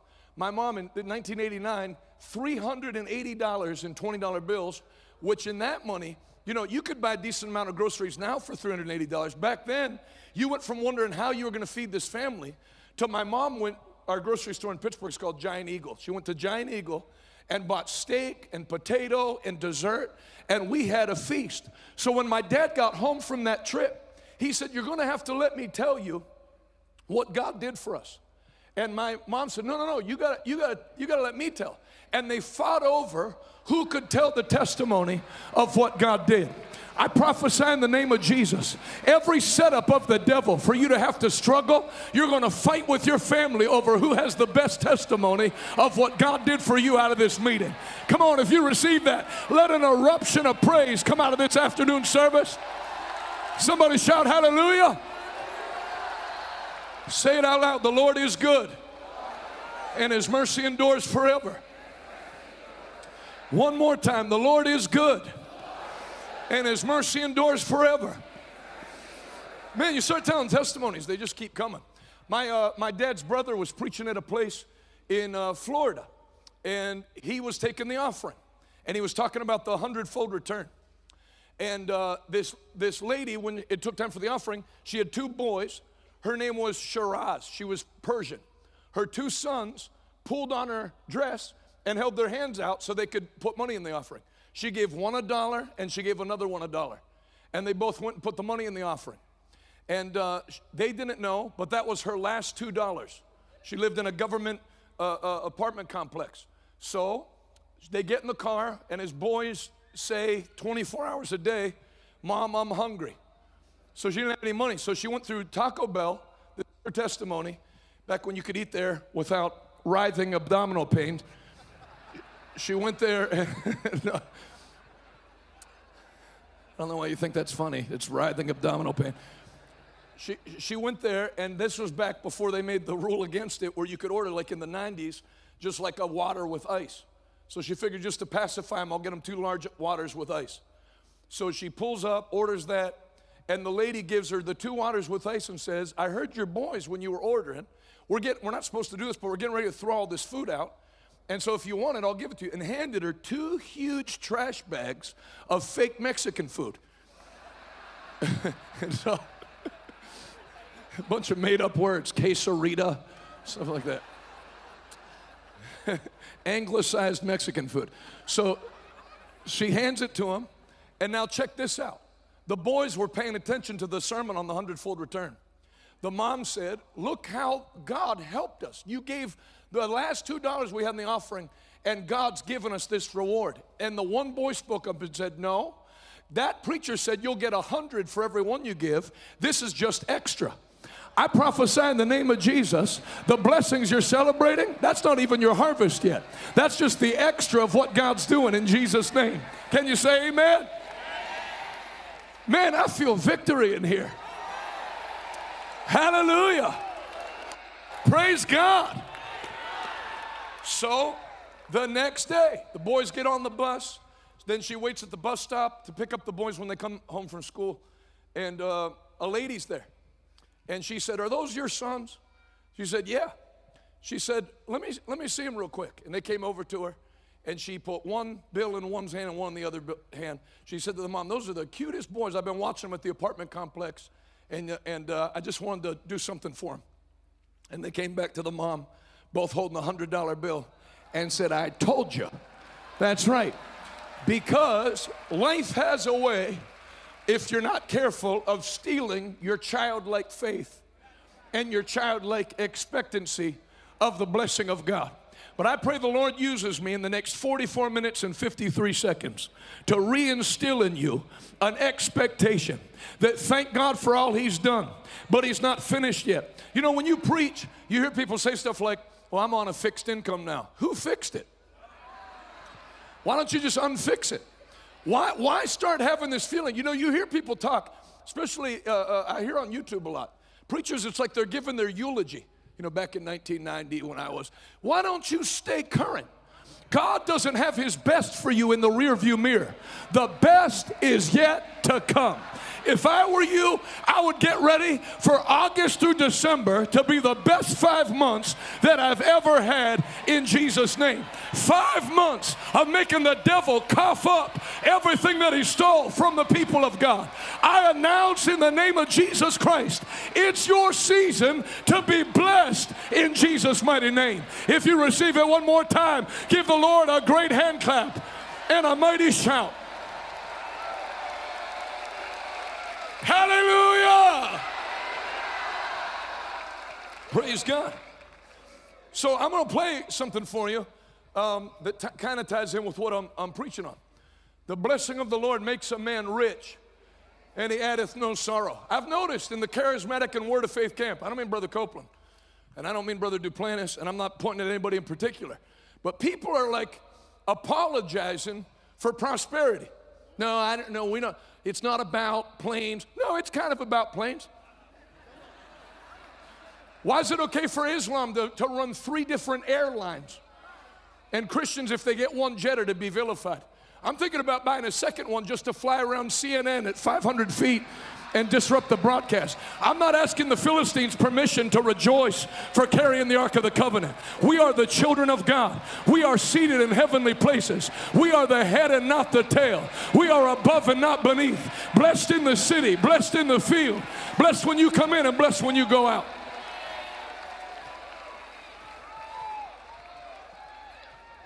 Pathways to prosperity, and then people think prosperity is too strong a word, so I wanted to make it stronger. Pathways to prosperity, material riches, and financial overflow. Yeah, because anybody can define prosperity how they want, but I'm going to tell you how I'm going to define it, the way God defined it. With money and houses and land. You know, they taught me in Bible college. I won't say what denomination, but it rhymes with Assemblies of God. They taught me in that unnamed denomination that you can't take these scriptures to mean money because they were agrarian in the Bible, which means they were farmers, and so it applies to crops. It does apply to crops. In fact, that same uncle that had that miracle I told you about in Florida, he was, you know, you'd be amazed what happens if you just have like 8-year-old boy, 10-year-old boy, country farmer faith. So back when all the farms were failing, 1994, and Willie Nelson did the Farm Aid tour and all that, my uncle was preaching under his tent to the farmers in North Carolina. Everybody's farms were getting burnt out. And this farmer came up after and said, can I have that bottle of anointing oil that you used tonight? So my uncle came back like 90 days later. The pastor said, you got to go see that guy's farm that took your anointing oil. That guy went home from that sermon, acted on his faith, anointed every fence post around the property. And so when they drove there, burnout farm, burnout farm, burnout farm, then a lush farm. How does it rain on only one guy's property? It didn't. Every morning when he woke up, there was a thick layer of dew just on his property, because God knows those that are his. I'm talking to every widow. I'm talking to every single mother. I'm talking to everybody who just got released from a methadone clinic or federal prison. You're only one prayer away from the hand of God pulling you out of the pit of bondage and setting your feet on the rock to stay. Get ready for the best 5 months that you've ever had. If you believe it, can you shout amen like thunder? So I want to show you part of what prosperity does and why I like money is that you can reach people with the gospel. When people reject prosperity, slowly their ministries turn into self-improvement lessons for people that are already saved. Because Jesus said, the Spirit of the Lord is upon me. For one of the reasons is, he has anointed me to preach the gospel to who? That's right. One of Brother Copeland's critics. When I joined up with Brother Copeland, I got him as a fellow critic. And he said, you preach that American gospel. I wrote back to him, this is my 3rd time in Africa. I'm yet to see you there once. You sit behind a computer. How do you preach against prosperity on a computer on a MacBook Pro? Your MacBook Pro is a full year's salary in many countries of the world. You drive a car. In 2026, the average human being on earth still drives an ox cart. That's an actual fact. So it's not that people don't believe in prosperity, it's they're too stupid to recognize that God has blessed them. The poorest person in America has climate-controlled Section 8 housing, cable television, and Wi-Fi. We live in a strangely blessed nation. That blessing did not come from communism. That blessing didn't come from Islam. That blessing didn't come from atheism. That blessing came from a people that rose up in giving and receiving, and I'm not going to see it flush down the toilet in one generation. God's going to raise up a new army of prosperity wielding, Holy Ghost filled, word confessing children of God.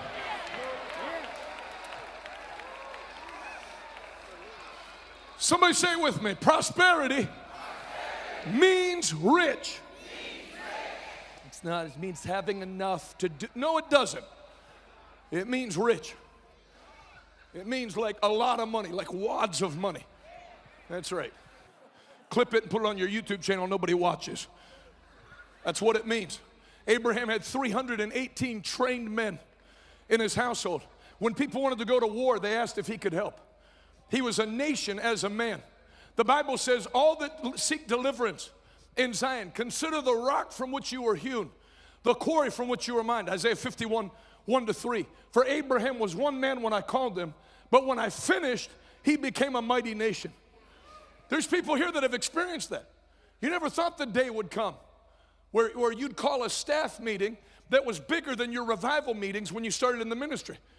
But as you rise up in that Abrahamic blessing, the Lord gave me that scripture one time. The mustard seed, though it's the smallest of seeds, becomes a mighty tree, and birds make their nest in it. I was believing God, my wife's here, to make it to the end of the month.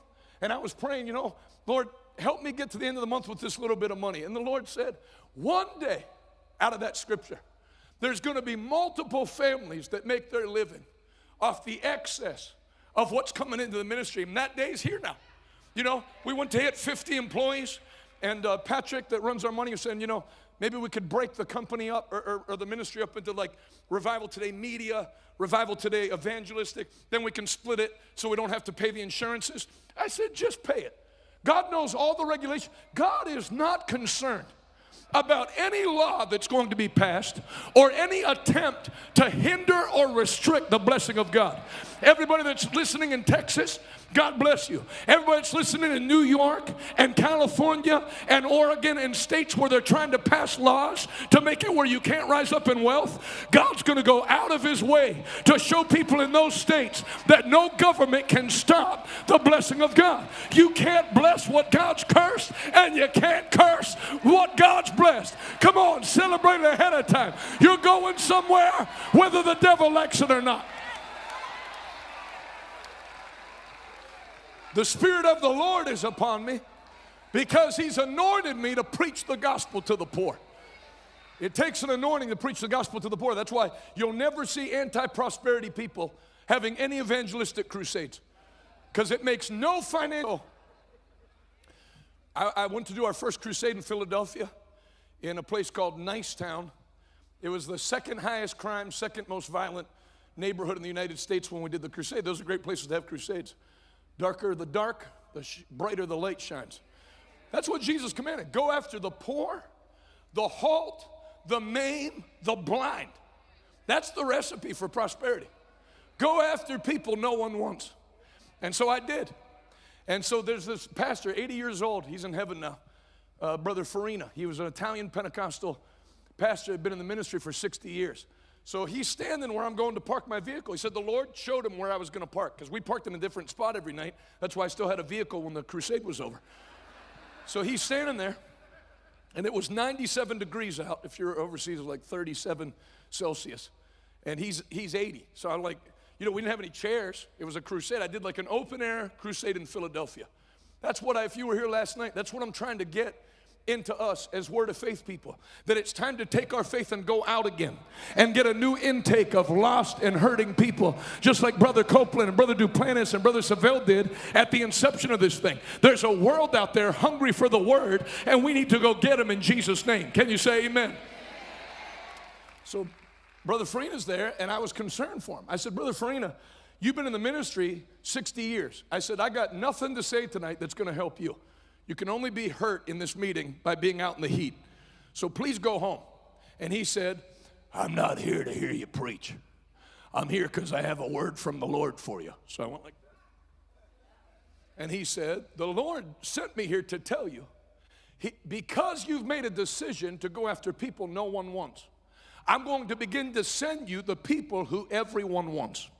And I'm telling you, from the day he gave me that word, I knew no billionaires. I don't think I knew anybody that was worth 100 million or 10 million plus.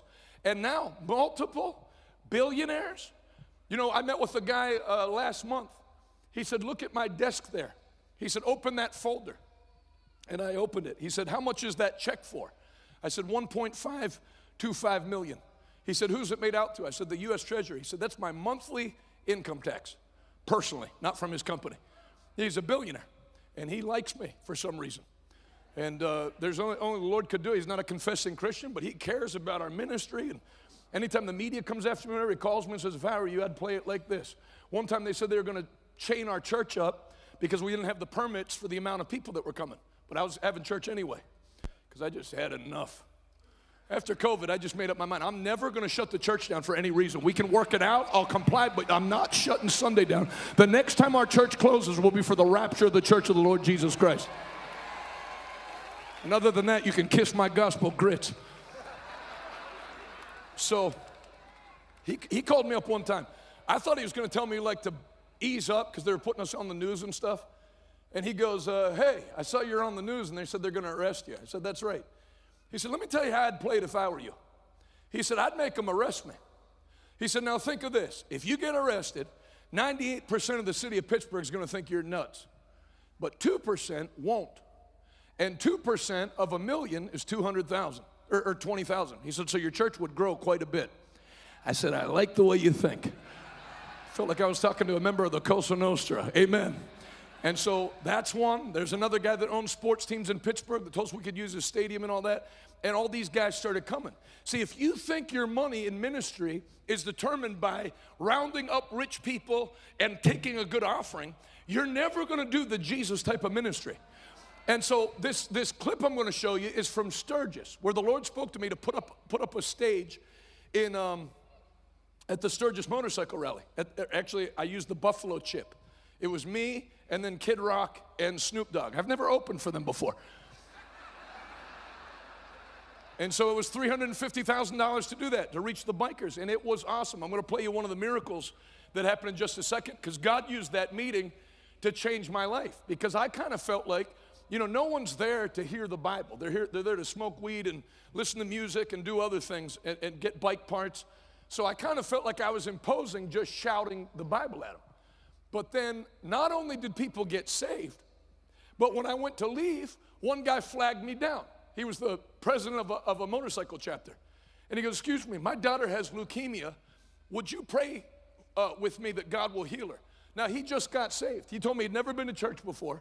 And this is what shook me up, because I didn't say anything about healing. I preached like a straight Billy Graham style, you know, the cross is the bridge from sinful man to a holy God. Everybody's going to spend their eternity in heaven or hell. Make your decision kind of thing. And so what are you talking to me about healing from leukemia?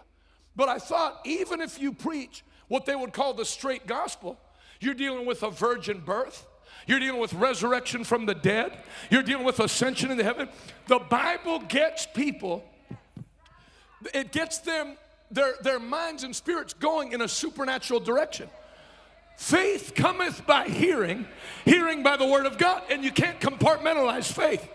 So he reached out, can you pray for my daughter? Well, the guy looks like a killer, so obviously I'll pray for anything you want. I didn't even ask if I felt led, because I felt like if I didn't, I was going to feel led. So I prayed for him, prayed for his daughter. I finished with him. There's 3 more bikers with their hands up. Can we also have prayer? I finished with them. There's probably 30 or 40.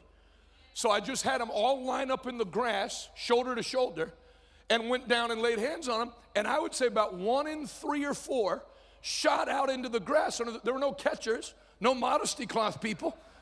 So it's not like they knew to fall down. I actually didn't want them to fall down. I didn't have any, it wasn't set up for it. One guy, this is how you knew it was real. One guy with his eyes wide open when he went down, and I'm quoting, went, what the hell was that? I said, just say, praise the Lord, or something like that. Yeah, there they are. I mean, look at the one guy.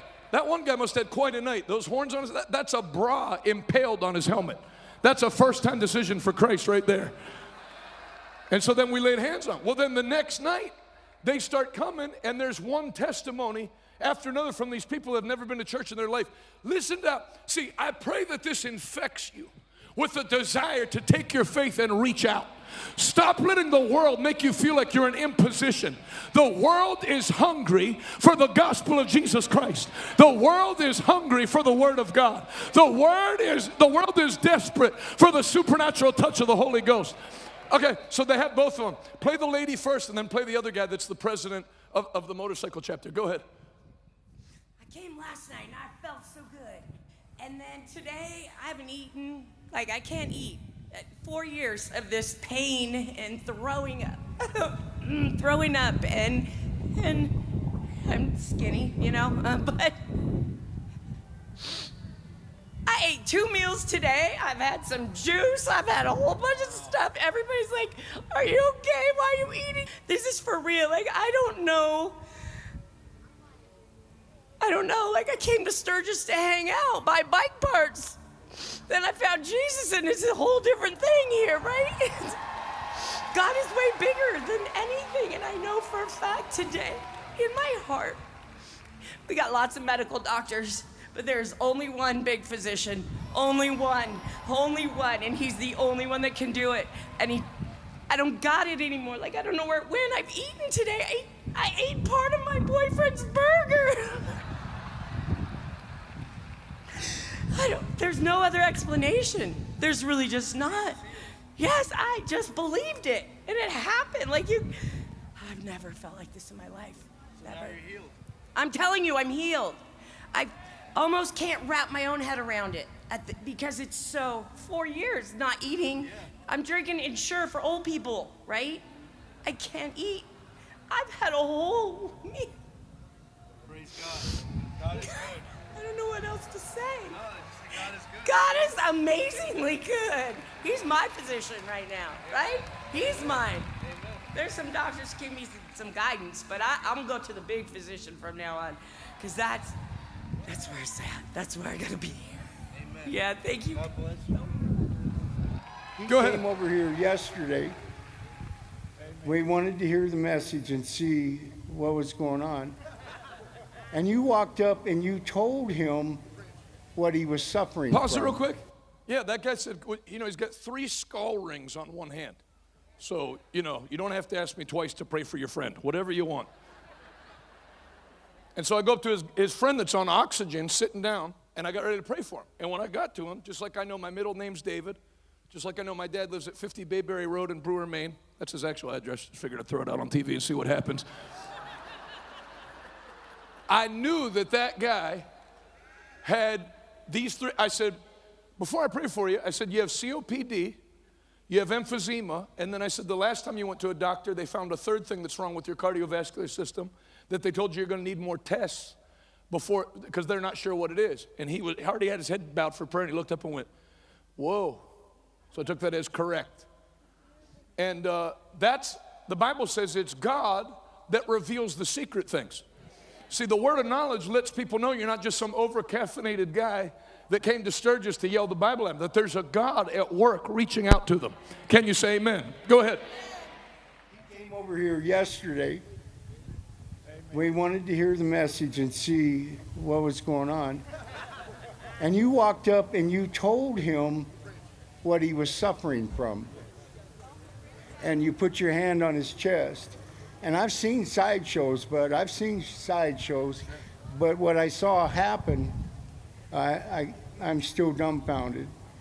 He left here, took the oxygen off of his nose, and he walked from here to our camp without oxygen. And at 10 o'clock last night, he was still without oxygen. And I think he put it on during the night because he's still not sure. He's not sure about what's going on. And today, all day until we got here, and he walked, he sat down and put the oxygen on a low level to assist him. But that man has not had a breath without assistance in over a decade. So, till yesterday. But cats like him and cats like me, you know, we ain't getting fooled. We're not going to be played or fooled. But what I saw yesterday was probably the most powerful thing I've seen.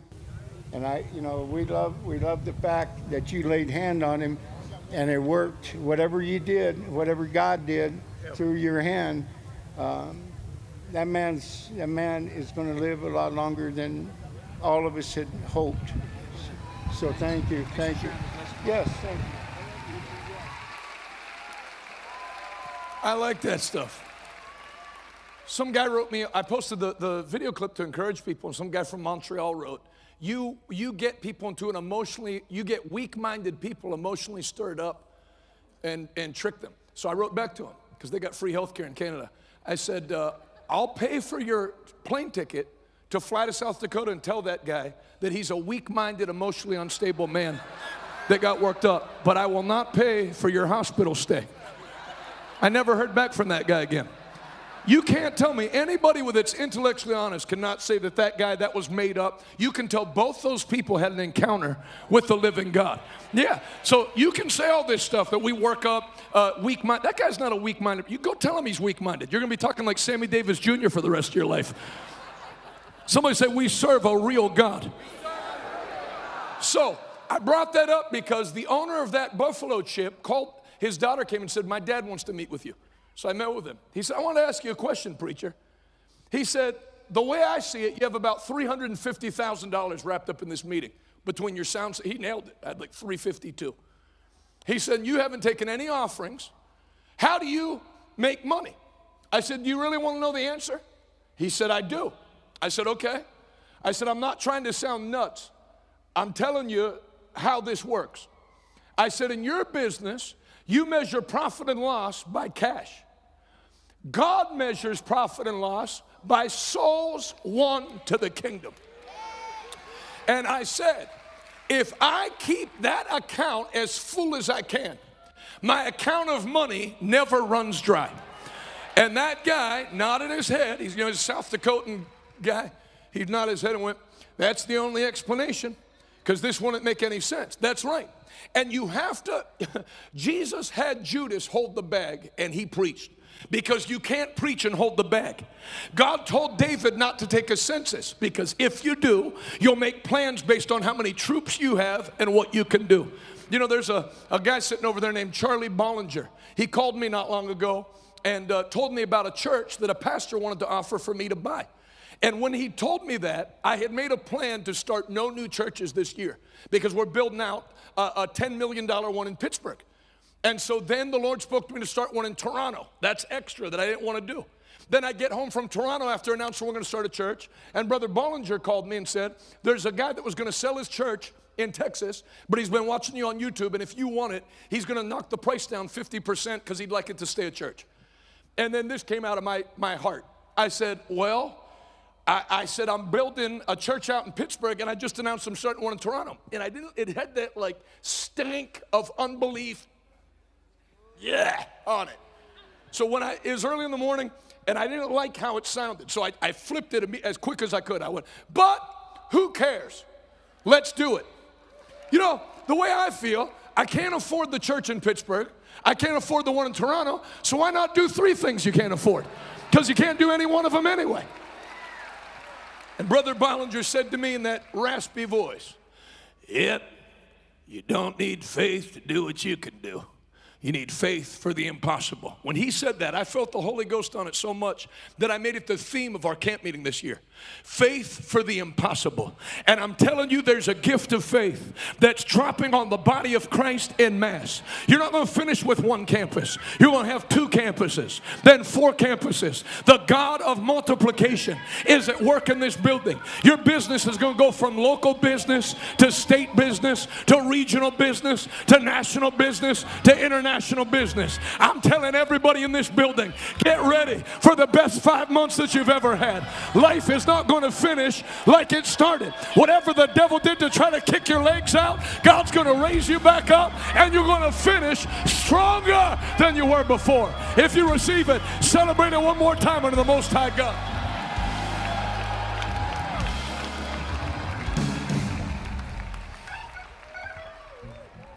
My dad's brother that I keep bringing up, he had a bunch of deaf people healed one night in a meeting. So one of the guys that got healed of deafness went and drove 4 hours and picked his mother up, who was stone deaf, like couldn't even have hearing aids, just gone, and drove her to the meeting. So she gets up in the altar, and God opens both her ears. She's hearing a watch tick. And then when the meeting ends, the son comes back. You know, he's like in his late 40s. And he goes, hey, can you help me? My mother locked herself in the car. So my uncle went to get a coat hanger to help, back when you could do that, like break in. And then he thought, well, wait a minute, she locked herself in the car, just have her pop it back out.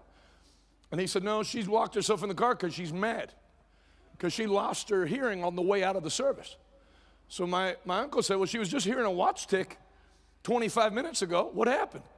He said, I don't know. We were walking out of the sanctuary, and I said, Mom, isn't it great that Jesus opened both your ears? And she went, I hope it lasts. And when she said, I hope it lasts, both ears closed right back up. So I'm saying that, not to make everyone groan like we're watching the end of Old Yeller. I'm saying it because people think they have to try to get prosperity. Or there's something they have to do. But mostly, it's things you're doing that are blocking it, not things you're not doing to receive it. And so I have this titled, Pathways to Prosperity, Material Riches, and Financial Overflow. Because there's a way to not cooperate with God, and then there's a way to just open yourself to cooperating with God. Are you ready?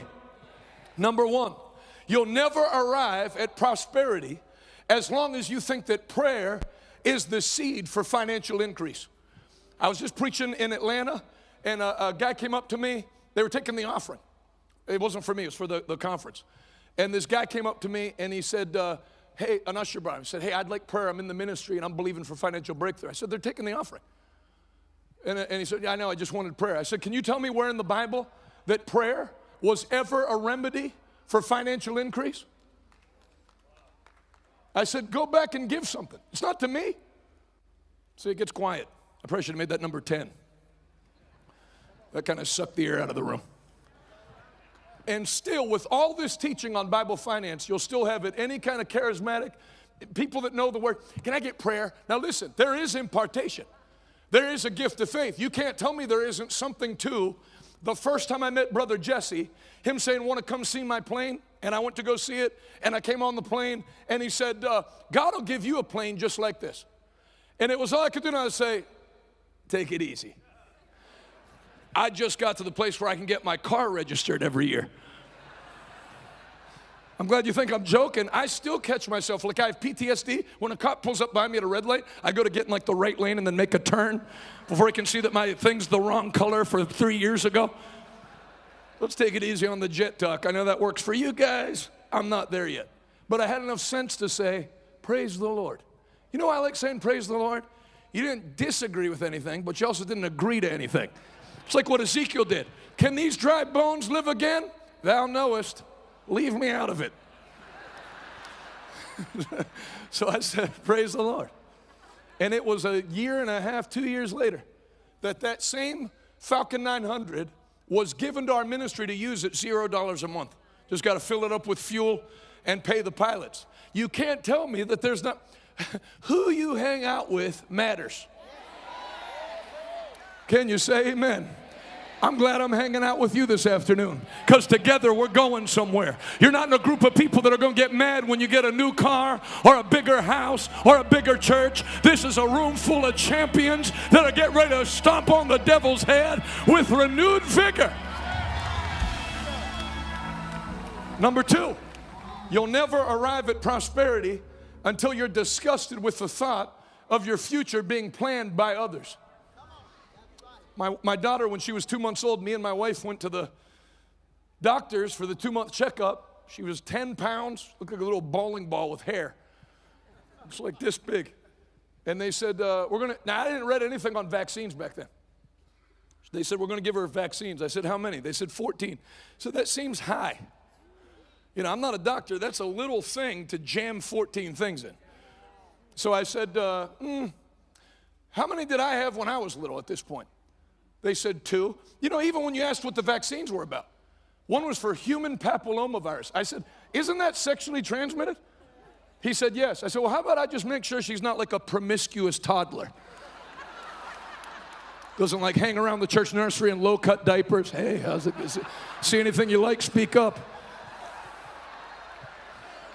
You think I'm joking? Ask my wife. I said that to the guy. Like, how about I just keep an eye on her? She didn't need that. So I said, how many did I get at my 2-month checkout? He said 2. I said, you can give her one of those. We'll get the other one some other time. He said, I must insist.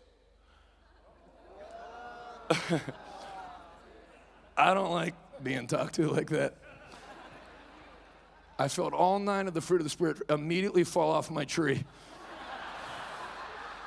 It looked like a barren tree.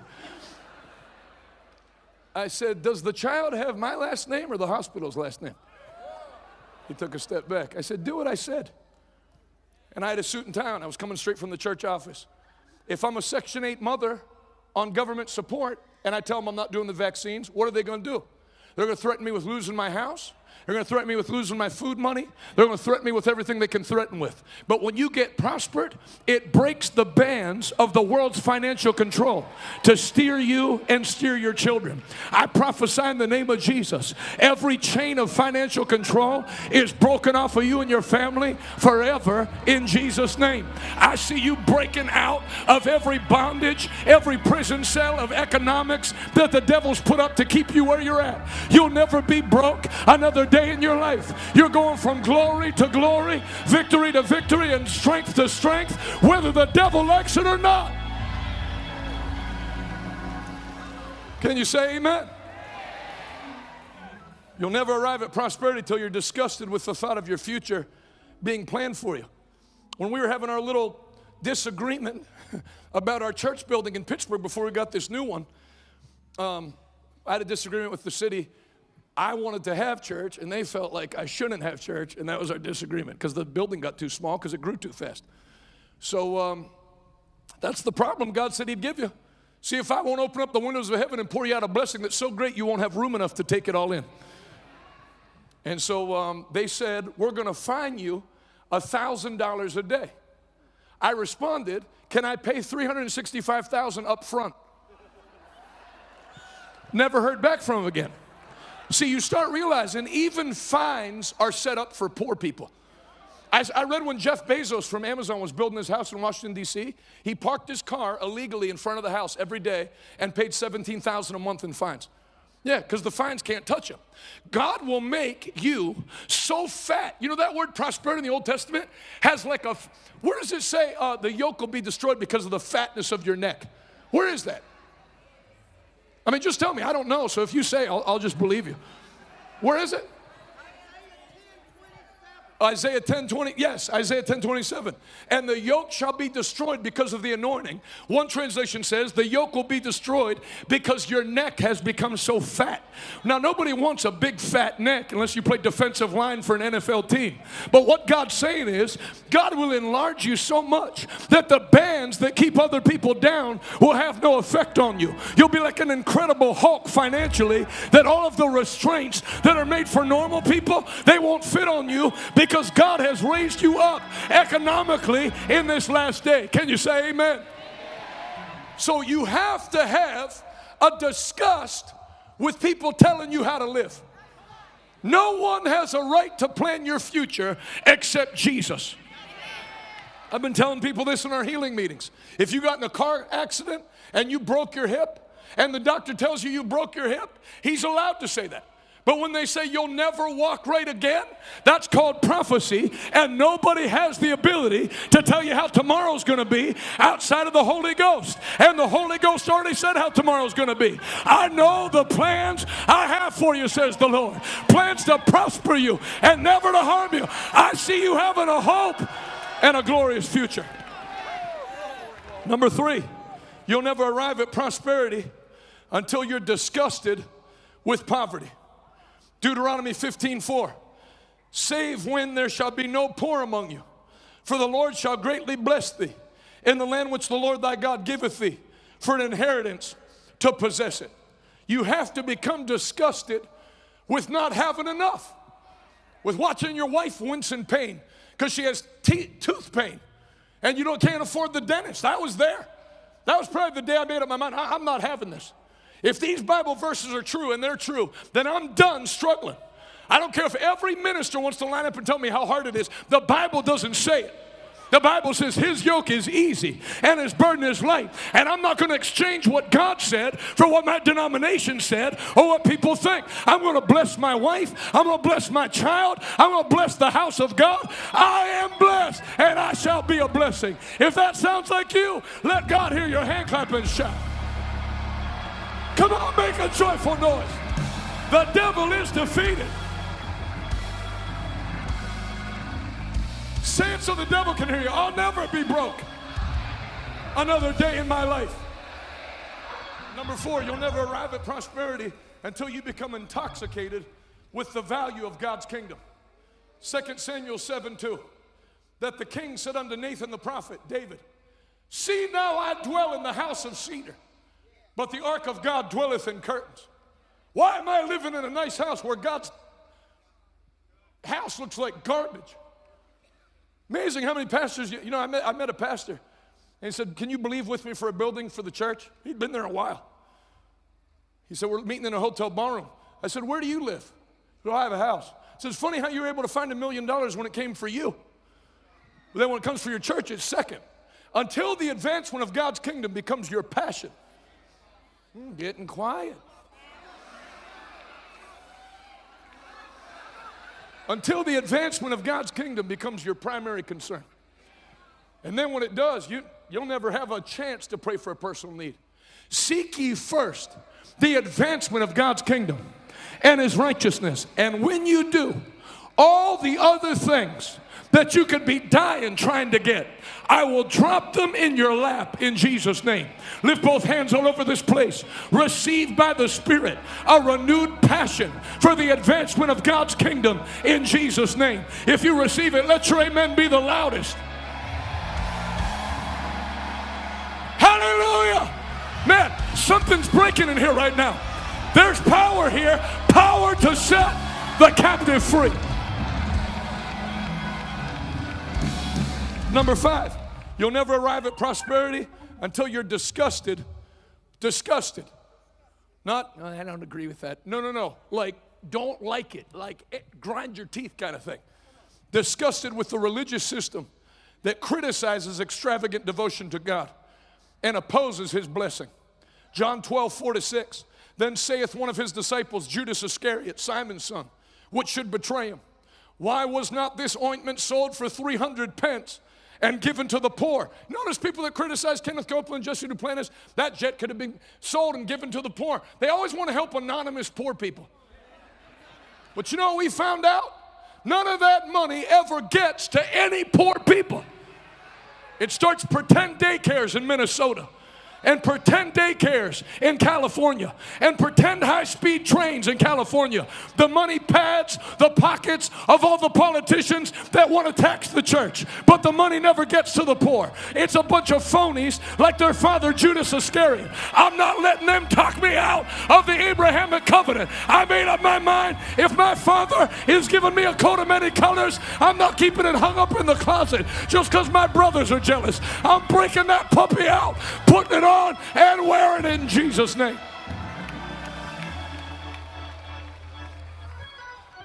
I told you I drove a car that was unregistered.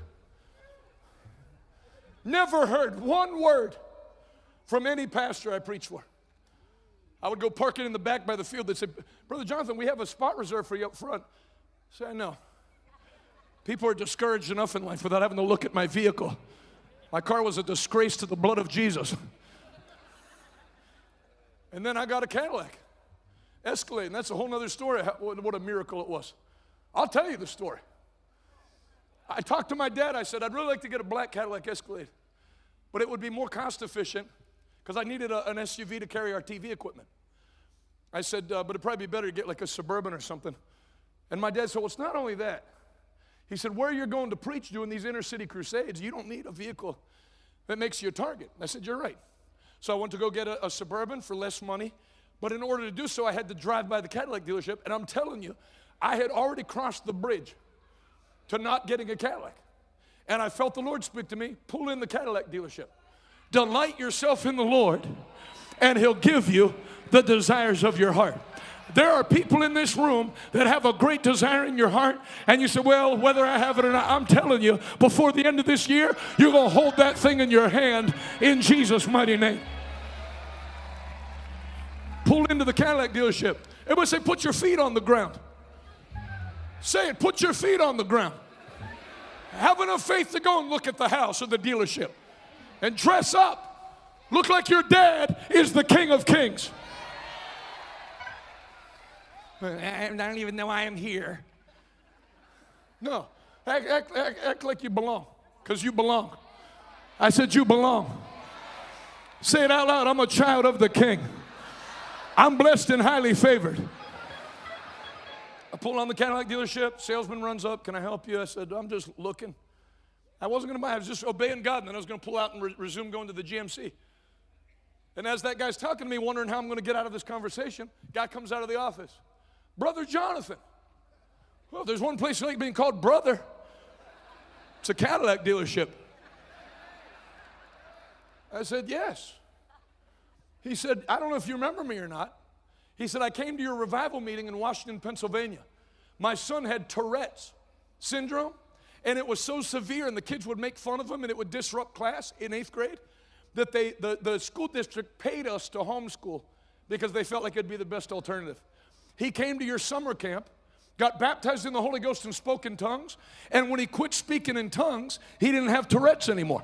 Like when he spoke English, it was just regular. He said, were you looking to buy a Cadillac? I said, I am now. I kind of feel Jesus on this thing.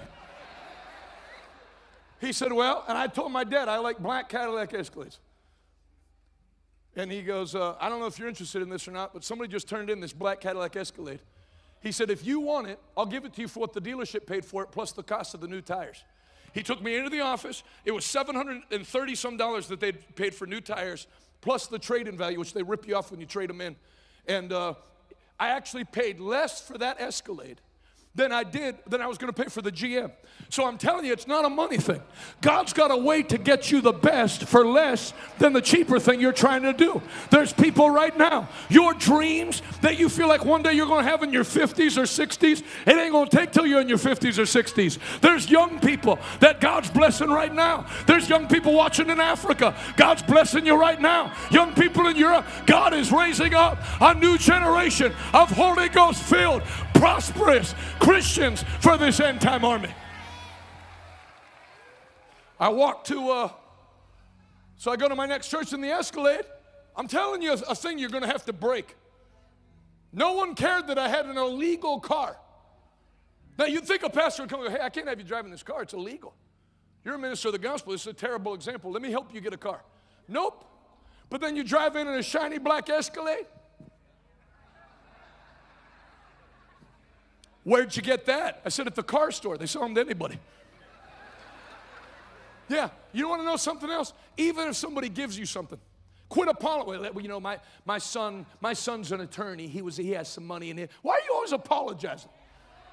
How come if you're a drug dealer or a rapper or a pornographer, how come nobody's got a problem with Jeffrey Epstein having a jet, but they got a problem with Kenneth Copeland having a jet? I flushed that down the toilet a long time ago. I'm not going to watch the Philistines parade around with the glory of God. No, the blessing of the Lord belongs to the children of God here in Fort Worth, Texas.